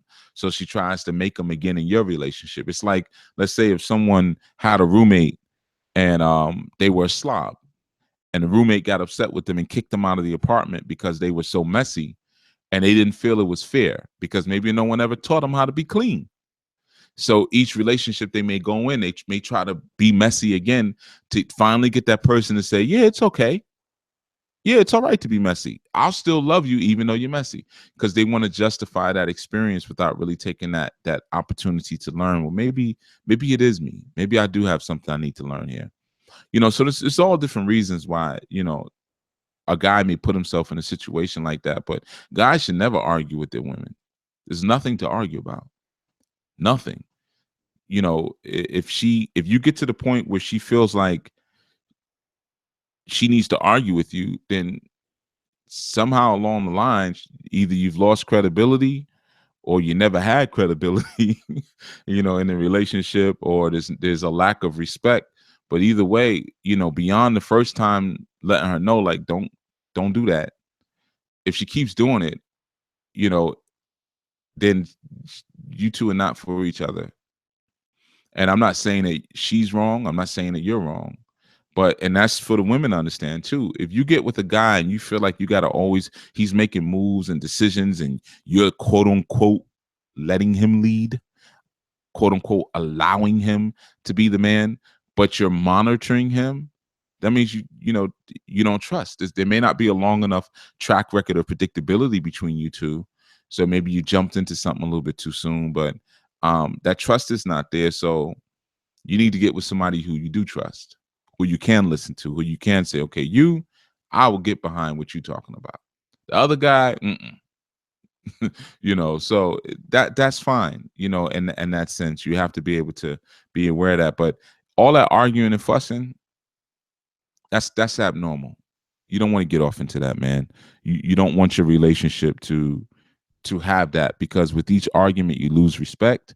And as respect is lost, intimacy is lost, until eventually there's no intimacy left. But everybody can sit there and say, but I was right though. But I was right. I got the person to admit that they were wrong and I was right. But now there's no more intimacy. So sometimes it's good to understand how to do things from a preventive standpoint. So again, to further answer your question, a lot of brothers don't know how to do that. Head things off, wait, like let's say if you get with a woman and she has children, ask her about the children's father ahead of time. Don't be shy about that. Do you still talk to him? Do you guys still have a relationship? When's the last time you had sex with him? How are the children with their father? How do you feel about me disciplining your children? Ask those questions ahead of time, and that way you won't have to argue about it later. She may say, oh, I'm not with my children's father anymore, but I was with them. We messed around up until last summer. All right, well, she might say, but we haven't officially been together in 5 or 10 years, but y'all been messing around all this time, but not official. Okay, well, now you kind of know what you're dealing with, So sometimes brothers just need to learn to have a little bit of foresight, man. That staves off a lot of nonsense. Yeah, so that's how I would answer that, man. You don't want to out authority her. You don't want to out author her. That's competition, and she's not the opposite sex. She's not your opponent. She's your complement. So this should be a dance, man. And you ain't struggling and fighting with her to dancer. I mean, you don't want to dance in that sort of way. You want there to be some fluidity. And some women you may have that with, and others no. Some women don't know how to dance, or they don't know how to follow. They don't know how to play their position, or they want to take the lead. And you may not be with that. Like, nah, I don't want to take I'm not a beta. I'm not a, I'm not gonna, take your lead. That's not gonna happen. Okay. Well, now we know what it is. Well, we can be friends. Let's just keep it moving. Let's find somebody else. Lo was back on that dance. I love dance. Okay. Well, that's the example you need to look at it, because remember, dancing, fighting, sex is all the same thing. And even in fighting, there's a dance to it, man. When you're fighting someone, there's a fluidity to that too. You're not punching each other's fists. Although I did see that move in the Jet Li movie, which I thought was real cool. Can't remember the name of the movie right now. The one where they were fighting at the martial arts school. They were in Japan. I think it was Japan. Yeah, Japan. and guy went to throw a punch, and he cut the punch. And normally when we cut punches, we cut over the wrist. So we punch over their punch. He punched the guy in his fist. It looked cool, but I mean, you'd be hard pressed for that to work in real life, but it looked real cool. But so we don't meet force with force. We meet force with weakness, and then we send force back. So that's a dance, even that. You know what I mean? So you just have to kind of get the fluidity of the movements in that sense. Yeah. So that's the answer to that question. I'm gonna go back to some of the things in the chat room and see if there's any questions. All right. Let's see here. A lot of talk. Oh, good. Brother Byron's planting his callaloo. That's good. Callaloo is hardy. I love planting callaloo. It's so easy to grow. Nothing kills it, and it'll sometimes keep sprouting. Like, it'll come back the next year, but sometimes you get even little leaves over the winter. It's kind of like broccoli in that sense. It's very hardy. Mama Sadaka says it's always so humbling to be in the presence of the elders, even via this recording. Baba, your attentiveness and reassurance is absolutely necessary. Oh, thank you. Lo says, reminds me of my grandfather before he transitions. See? Shrine moment. There you go. He just said it reminded me of my grandfather before he transitioned. So that recording that I just played brought him to that place without him having to play music, light cigars, and pour out whiskey and tobacco. He brought that Agun to the forefront of his thoughts, which is what we're striving to do when we do that Agun work like that. See what I mean? You can do it in the physical because life is the ritual. All right.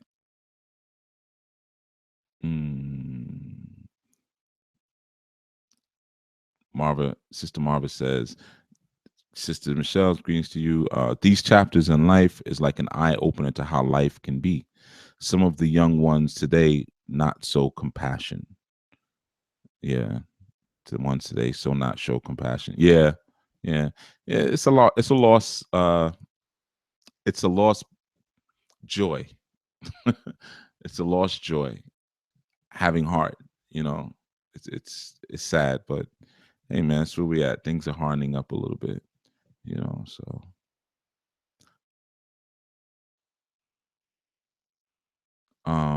Let me see.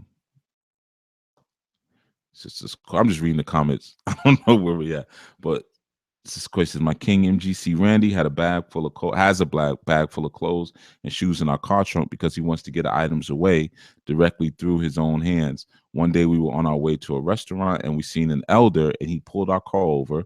My King gave the elder some nice jackets and Jordans. The elder was so thankful. I cried. LOL. Yep. Don't really take that much. You see? You start putting into that karma bank, and I'm not telling you to do so you can get, So that's why I purposely didn't bring up the word karma earlier, but it's a real thing, Okay, another question. Sister Michelle says, "Peace, Chief. Is this elder's family westernized? And this elder is a farmer. The wisdom he must have breaks my heart to pieces, especially when he said, 'I hate to see you leave.'" Yeah, that's why I turned around. And there was no show. Is the eldest family westernized? Yeah, I would say so. Yeah, good Christian folk. Yeah, they're good Christian folk. Um, but let me hip you with something. Elders get done dirty all over the world. Like even back home, this is myth that people hold a lot of times about how how children are dealt with back home. When I say back home, I'm saying the continent. And again, you gotta go. Everyone likes to romanticize who hasn't been there, and they say, yeah, back home, um, every child is treated like our own child, and it takes a village to raise a child, and this and that. That's not true. That's not true at all. You got to go for yourself. See, that's romanticizing. You have homeless children in the continent, a lot of them. Children walking around with no food, no money, no shoes, and you got chiefs that are pulling into the village in Mercedes, you know, or some of those chiefs, they got houses in London. They send their children foreign to go to school. The children are doctors and lawyers foreign, and in their own village, people walking around starving. And it's commonly in a lot of places, if there's financial issues, if a relative dies, because a lot of certain areas, because of the money's not right, healthcare ain't right, people die earlier. So you'll meet a lot of people where their father is dead or the mother is dead, and the family may take them in, but a lot of times they're treated poorly because they're a burden. Now it's another mouth to feed. It's a burden to the family because people are struggling along just with the little bit that they have. So a lot of times we romanticize things, like we look at elders like they're so highly revealed. Yes, but not always. Not always, man. You would be surprised. Are they typically shown a bit more respect than we show elders here? Yes. Children are shown a bit more respect than we show them here, but some of the ideas that we have about, all this great love that we show for each other, you got to realize you're talking about people. A lot of times when you go back home in the East, they face some of the most vicious forms of colonization.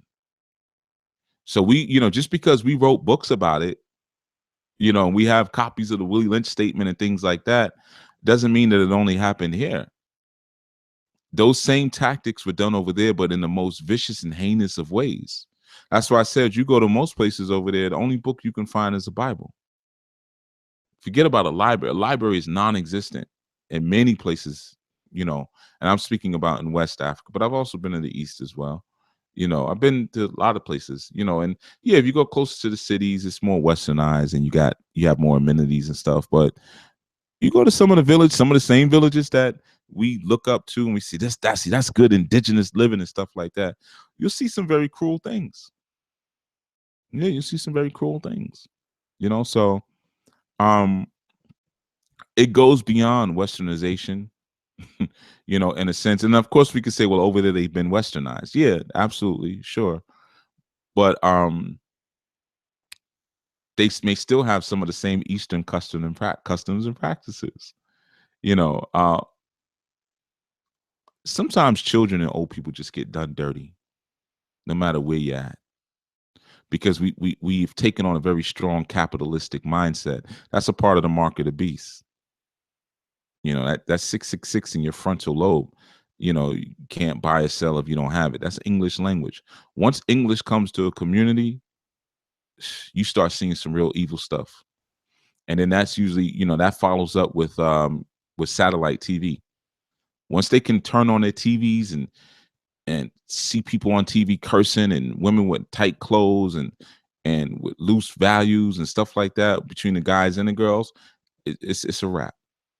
So I don't mean to burst anybody's bubble in that sense, but it's not like a lot of you guys may think. You got to go visit. That's what I say. You got to visit. Let's see, going down.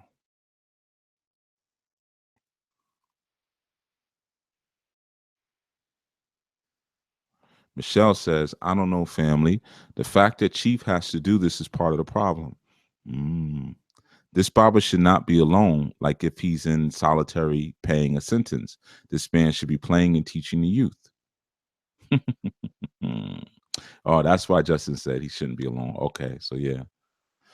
It's funny you say that, because that's what I had a long talk with my youth about, later on that evening when they had, because they hadn't seen me all day. And they said, hey, Baba, where'd you go? And I told them, and I said, that's not how you want to die. I told him, I drew the picture for him. I said, if you make it to that old, that age, you want to be surrounded by your loved ones, your little bad behind grandchildren, getting spankings in the corner and coming up and asking you for money that they shouldn't. And, and looking at your legacy, your children and maybe your great grands. Cause in 98, definitely would probably have great, maybe even great, grandchildren, but you want to be able to look around you and look at your legacy. And so when you go with a warrior's death, man. Look at what I built. Look what I established. I can go at any moment. I'm good. So yeah, you're right. It is part of the problem. I wasn't going to say that, but I'm glad you saw that. See, that's the thing where I speak about the preventive work that sometimes we don't do. Preventive work. I shared that once on the air. That's how Sadulu House started. It was a children's program, and then the intention was to create a children's program. I had a building that I was bidding on down in North Carolina. I can talk about it now because years ago it didn't happen. I even still got the supplies in my garage, cots. I have a bunch of cots, and I still got a lot of supplies. I meant to do an announcement about that, but I got to take pictures. I have a bunch of learning supplies and even some supplies like for an elder center or like a senior care facility. I have a lot of stuff that has never been used. It's been sitting in my garage covered up. I'm going to take pictures though, post them. And if anybody wants it's free. They can have them. A lot of learning supplies too for children, whiteboards, even stuff like scissors, activity books, worksheets, a lot of stuff. I even had a whole lot of calculators. I had like 40 something calculators. I got rid of them though, because nobody needs calculators now, not for children. They all got cell phones. But it gives you an idea how long I had the items. But I'm gonna give them away. Anybody who building maybe a homeschool situation, or if you may have a senior care center, I have a lot of stuff, man, even wheelchairs. So I don't think I'm gonna do it at this point. I'm just gonna tell the story. But yeah. So let's see. Vijo says, well, Brother Byron, thank you, Brother Marvin. Thank you, Brother Byron. They just saying great work. Sister Vijo says, one thing I learned from my dad is how to take care of my parents, because he showed by his example of taking care of our grandmother. Look at that. See? That's your biggest ministry, just modeling. What we see gets to us quicker than what we hear. She also says, I say that to say everyone wants dignity when they're old. It's like giving an advance.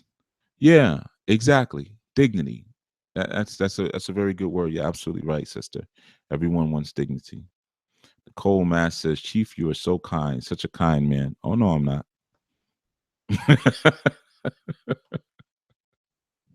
Oh no, I'm not. Don't say that, because then people are gonna start acting up.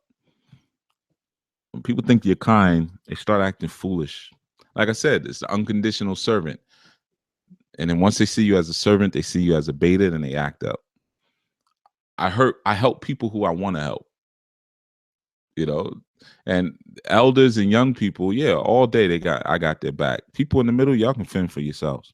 You'll be all right. So let's see. Mama Sadaka says, service is better than prayer, ritual unto itself. Charlumbo says, this broadcast is very special to me. Good. I do this every day for my elders. Thank you for your encouragement. Ha. Good. Every day. That's beautiful. Brother Keith says, Chief, I feel you. I try to do the same thing every Friday for this old man. I give him a shave. Nice. That's the dignity part, man. So he can still look sharp. That's the dignity. Older people, they come from that era where shave was was everything. Us, it's different. We're part of beard gangs now, but back then, that's why you see even in the military, shaving, just in any organized uniform regiment, that idea of a fresh, clean shave, giving a man a sense of civility, and positioning and plotting, it's good for them psychologically. So that's good, man. Let's see. Sister Marva says, Chief, you are so on point with this. I can relate to this, for this is what I do. Have not done it for this 2017 as of yet because of a leg injury I'm dealing with. I will pick it back up soon. That's cool. You can until now you got all them grandchildren around you, taking them to drum class and stuff. So you serving the elders, or I should say the ancestors. You still doing it. All right. Tosin says, greetings, fam. Tuning in from Starbucks, recharging. Starbucks is all over the world. Loving the light shines on the elders. I might have to stop profiling them as stubborn, LOL, and just listen. Yeah, they might be profiling you as the same thing. Child Lambos also said, I really needed this message, Chief, especially when caring for the elders is tough, like when they transition. Yeah. Tell me about it. But when you've had those special moments with them, prior to their transitioning, it puts the transitioning into perspective. A lot of times when you see certain family members going crazy, at the funerals and stuff, those are the ones you can always look. Nah, they weren't even there for them like that. And that guilt hits them. But when you establish that relationship with them, you feel them after the transitioning. They're just always there. So like I said, this is your opportunity now to do that Agun work. While they're still moving and living. Brother Anwar says, enough talk for me. I'm doing. If others are not, there is very little I have to say to you. Ministry equals service. There you go. There you go. He laid it out. Nicole says, I love to share. We share in our home. Good. Sounds like you got a good thing going, Nicole. Considering how how you were speaking about your husband and stuff. Sounds like you got a nice little gig. Marriage has been a good thing for you. Brother Anwar says, we give our energy to a job because but it is such a task to give and serve others that are in need. Mm-hmm. Yeah. Okay, let's see. So I'm going down to the bottom again. Strong mind, strong body fitness. I just came back from farming. Yeah. She's got a little farm project she's working on. Maybe she'll share that at some point. I'm sure when she's ready for y'all to invest some money, she'll speak up. But yeah, man. That's the beauty of it. That's the beauty of just putting the work in and doing the work, and really it opens up you. And like I said, we are the shrine and altar, man. So each opportunity that we serve one another, you're serving yourself first of all. You got to start there, because like I said, you create your environment. If your environment is confusion and madness, and that's what your internal environment is. Or like we always say, I'm gonna do a ritual for world peace. People always talking about some world peace. You don't have no world peace until people have peace within themselves. The world is a reflection of the microcosmic environment that we hold within ourselves. So if there's war in the world, it's because there's war inside of you. You look at certain cultures, man, they're always at war. Like look at Asian culture. They are always at war. Always. Since ancient times, always fighting. Well, it tells you something about the internal struggle of the people. What's going on inside of the psyche of the people. So there are so many different opportunities that we have to enact that law of correspondence, to treat tenderly the old person inside of us. It's just like as we get a little older, sometimes we neglect the fact that our body is a bit more. That's that Obatala space. We forget that our body is more sensitive to the abuse that we may wage upon it. It catches up with us as we get older. You can't stay up all night. You can't eat certain things in the middle of the night. And things like that, man. You feel the effects of it. See, that's what the Obatala aspect is dealing with, like learning to really respect and treat oneself tenderly. Hot things may bother you a certain way, things that are too sweet. Now you're dealing with diabetes or pre-diabetic conditions and things like that.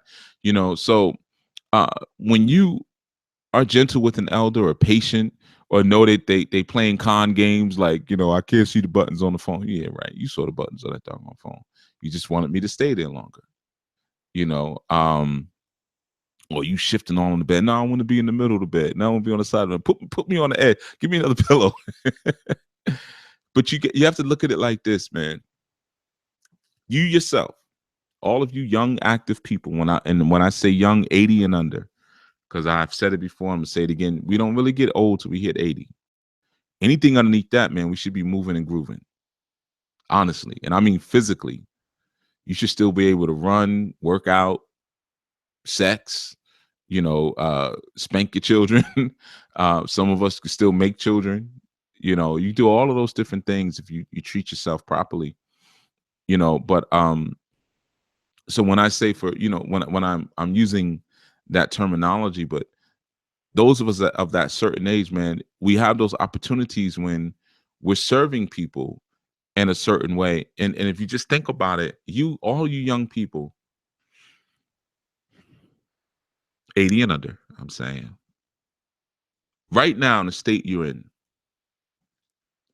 would you do something so blatant, like maybe even, I'm not saying he did this because I don't think he did, because he did this before. I had to go over there for the same thing. Sometimes when he sleeps, he rolls over and hits the button. Well, let's just say he did, but I'm pretty sure he did because he's done it before. But think about some of the games that elders play just to keep you around.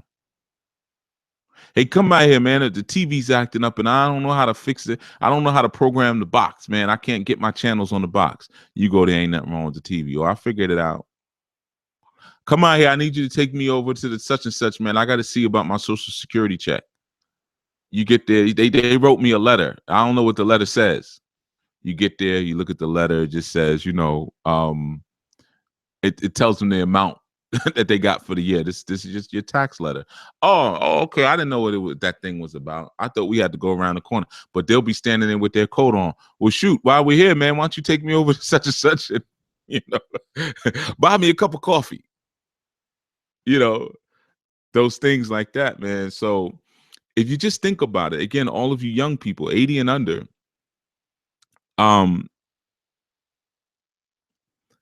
what would you do?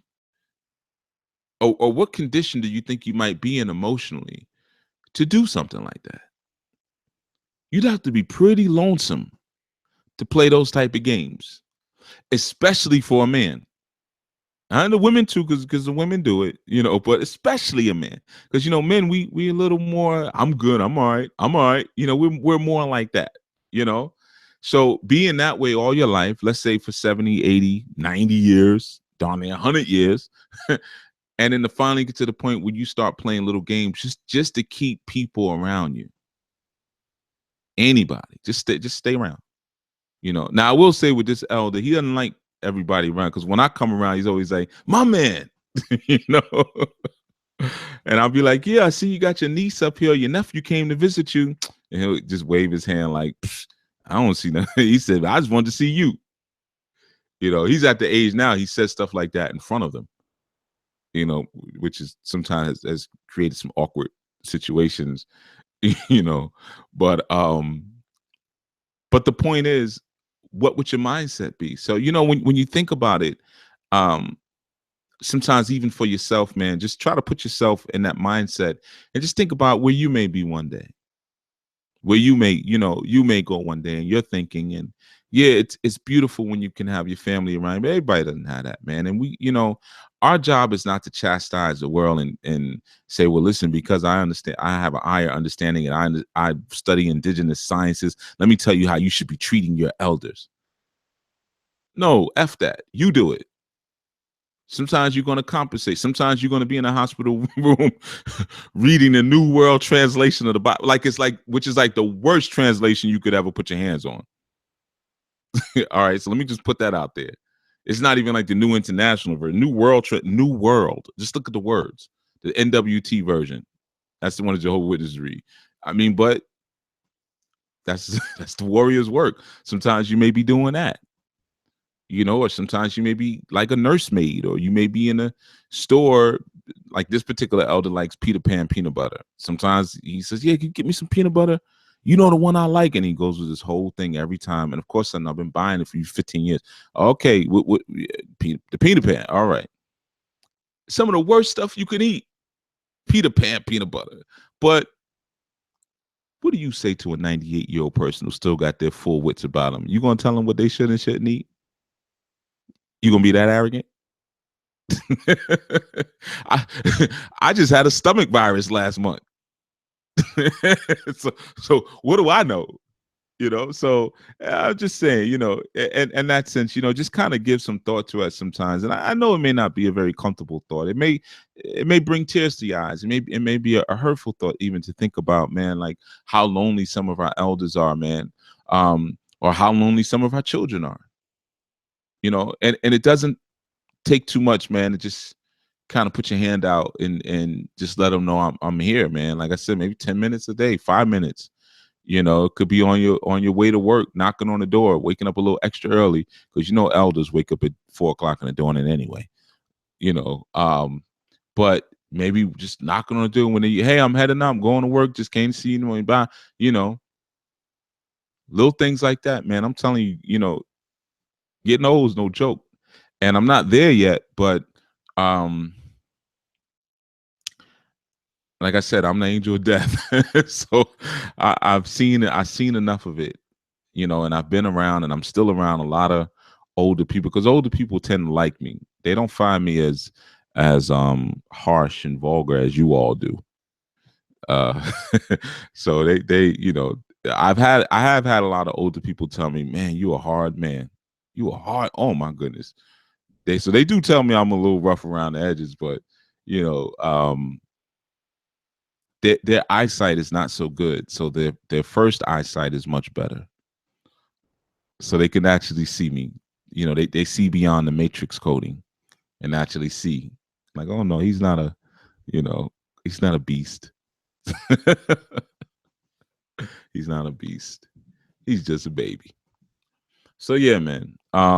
Just wanted to share that. If anyone has any questions, just throw them in the chat, because we're gonna get ready to get out of here. But I know normally I don't put the charge on you to Friday dawnings. I'm not gonna put the elder charge on you yet, but a charge is coming. You know it's coming. All right. Also, brother Anwar, man, beautiful work. Beautiful work. Brother Anwar gave us something. I'm not gonna play it yet. I'm gonna find out a day that he can get on the phone. I want to dial him in and get him to give us a commentary first. But Brother Anwar took one of my old tracks. I don't know if you guys heard on the phone recently. He had asked for a track, and I said, "Yeah, just send me a sample. I'll get it to you." And he did it right after the show. And it's a track I did a long time ago. And he did something to it. I'm not gonna speak on it too much, but uh, I'm gonna let you all hear it. Not this time, but I want him to intro it first. But um, yeah, I know Brother Armor was on. I'll email you too. But thank you. First off, before I give you all the praise, thank you for doing that, man.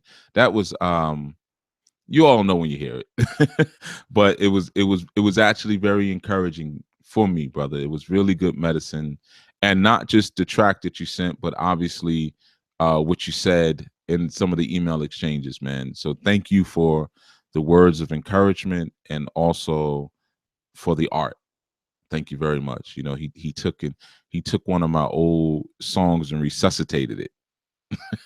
So I'll share it, but like I said, I'll have him intro it for us first. All right, before we do that. And yeah, so that's it. So the name of this segment was "Senior Sovereigns Are Our Charge," and the reason why I said sovereigns is because they're sovereign. They can do whatever they want to do. you know and they're our charge, man. They're our responsibility. Just like if you see a child in the street or something, and you jump out your car and go get it, and bring it to somewhere safe. It's the same thing with our seniors, man. And I know that there's a lot of cool things that keep us hyper stimulated in our world and our environment, that urge us to ignore those who can no longer consume, because we often only value people by their capacity for consumption. But just give us some thought, man. Sometimes they're our charge. And again, the way you live is the way you die, and the way you think is what you resurrect into. So sometimes you can give some on the way out. You can give some little tidbits. You heard him say something in the beginning, because we were talking for a while before I actually hit the record button. But he said, yeah, ain't no point in worrying. right? What you gonna worry about things for you can't do nothing about? If you listen, you hear that right in the beginning when we're talking.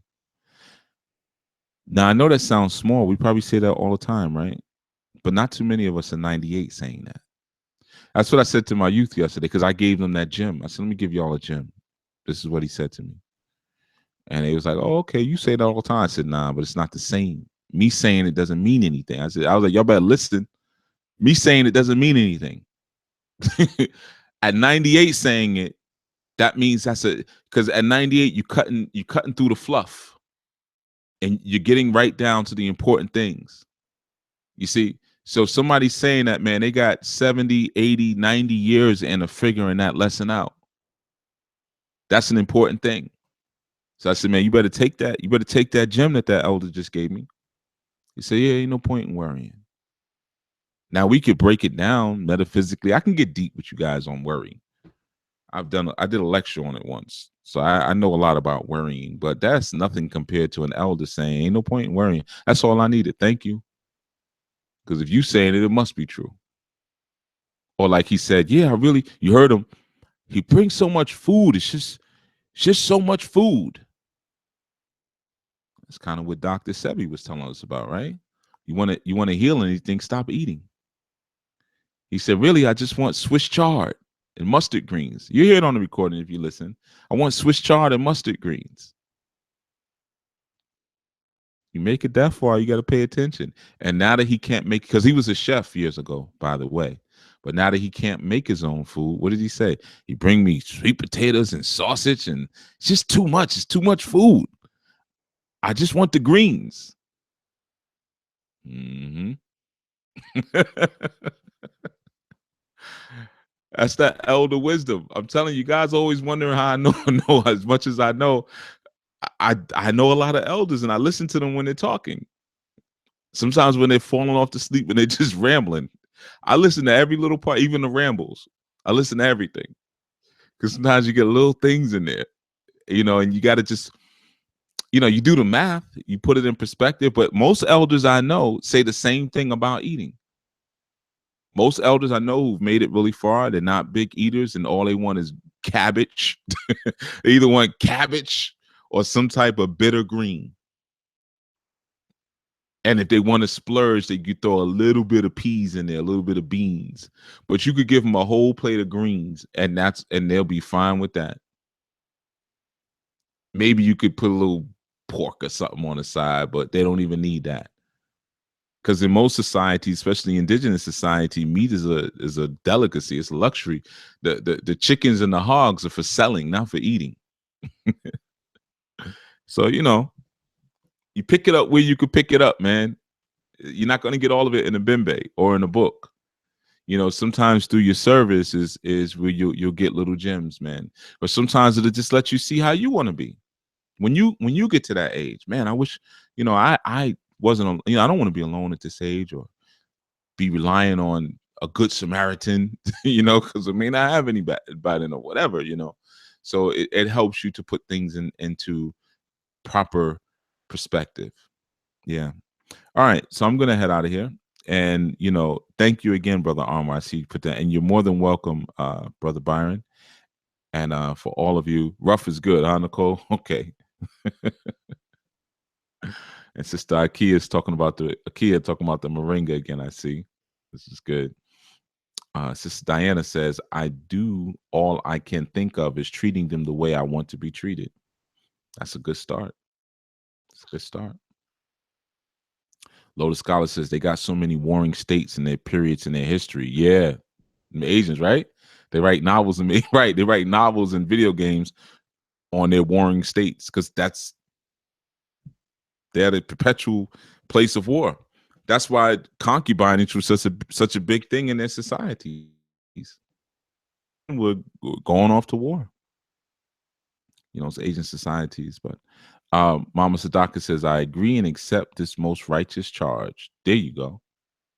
There you go. You already got a bunch of elders, and I think you got about 4 children, 6 children, something like that. So you already putting that work in. Those are ancestors returned already. But yeah, they are our charge, man. And like I said, one of the reasons I played this to show you that it doesn't take much. Doesn't take much. I ran out the house with no socks, and walking on the backs of my sneakers, and threw some sweatpants on, and just basically, jumped out of the bed. Didn't take much. Didn't have to do a long preparation. Didn't have to fast. Didn't have to take a spiritual bath. None of that stuff. I didn't do any of that to put a good cause out. So you can do it, because I know most of you got way more time than I do. So yeah. All right. So until such time, man, thank you all, not for listening, but just showing up. I want to thank you on behalf of each other. I know you chat room folks. You've been linking up outside of the virtual matrix, I guess we could say. So, I want to thank you all for taking that charge and finally linking up in the physical. That's a beautiful thing. I know more and more of you have been taking out the time to get to know each other and link up. And I urge you, as people reach out to you, reach back. When other students reach out to you, take time to talk back to them, man. You'd be surprised. A lot of students are very isolated. Everybody doesn't live in poppin' cities. Everybody's not in LA or New York or Houston or Atlanta. Some people are in the middle of nowhere. So you are the only sanity that they get to interact with. So when you have those opportunities to talk, man, reach out. Reach out, and I'm glad there was a lot of thanks that came in for Sunday session. I'm glad you guys enjoyed it. Sister Summer is a brand new student, and she really wants to get into the healing work real heavy. And her man, who was a great friend of mine for many, many years, he and I have been close. And he said, yeah, my lady is actually in your class, and da da da da da da. And I was like, oh, really? He said, yeah, man, she really wants to meet you. And I don't really meet students like that. So I was like, that's not really what I do. I said she has to get through that class first before she gets to come and meet the show. She get to talk to Show Enough. You got to fight your way up levels before you can get to the level of the boss, Show Enough. But I said, for you, brother, I said, okay, I said, and we were trying to set up a time for a while. It's been a while now since he asked me, and my schedule has just been so hectic. And I was like, man, I don't even have an extra 10 minutes before 11 p.m. at night. You know what I mean? My stuff doesn't clear up until like after midnight. So we were trying for when I was sincerely trying to make a link. And I said, you know what? Just let her come on, Sunday. Just let her, she could just come on one of my, because he's like, I didn't know if it was questions or what. I said, I guess it's questions she has. I said, she can ask them on the air. I said, we'll do it like that. I said, that is a time when I am definitely stationary and you can get me. And they jumped right on it. They were like, all right, we'll where you want us to meet you? We'll be there. So it was beautiful to be able to talk to her, and we were not on for 10 hours, raw honey jaha. And you a newbie anyway. You need 10 hours of instruction. So we was on for 10 hours and you need to be on for 10 hours. With your new self. All wet behind the ear. But I'm messing with you. But yeah, we're going to be doing more of that anyway. I got some other people I'm going to bring in through, but not like interview style, because that's not really where my interest lies too much, in just doing interviews with people. So we're going to be doing having more guests and stuff on, just to wrap, like how we did, to keep it kind of loose and open like that. But she was very, very, very thankful, and I trust that you all, got something out of it. I trust that you all got something out of it. All right, so we're gonna head out, and I'm just scanning the chat. Okay. It was a good format, Nikki Love says. Okay, cool. Well, there'll be more of it. The format's going to change again soon. You guys know I don't keep the same format for longer than like 9 months anyway. I get bored. So I'm actually actively working on something different right now, but I just don't want to talk about it because I'm not exactly sure of the date when I'm gonna start changing it up. So I don't want to. There's no point in making any big announcements. It's not that deep. But I think when I know when I change with the format, well, I'll tell you the closer we get to it. All right, I'm out of here. Everyone, enjoy your day. I'll see you tomorrow evening. All right, late night edition. Until such time, peace.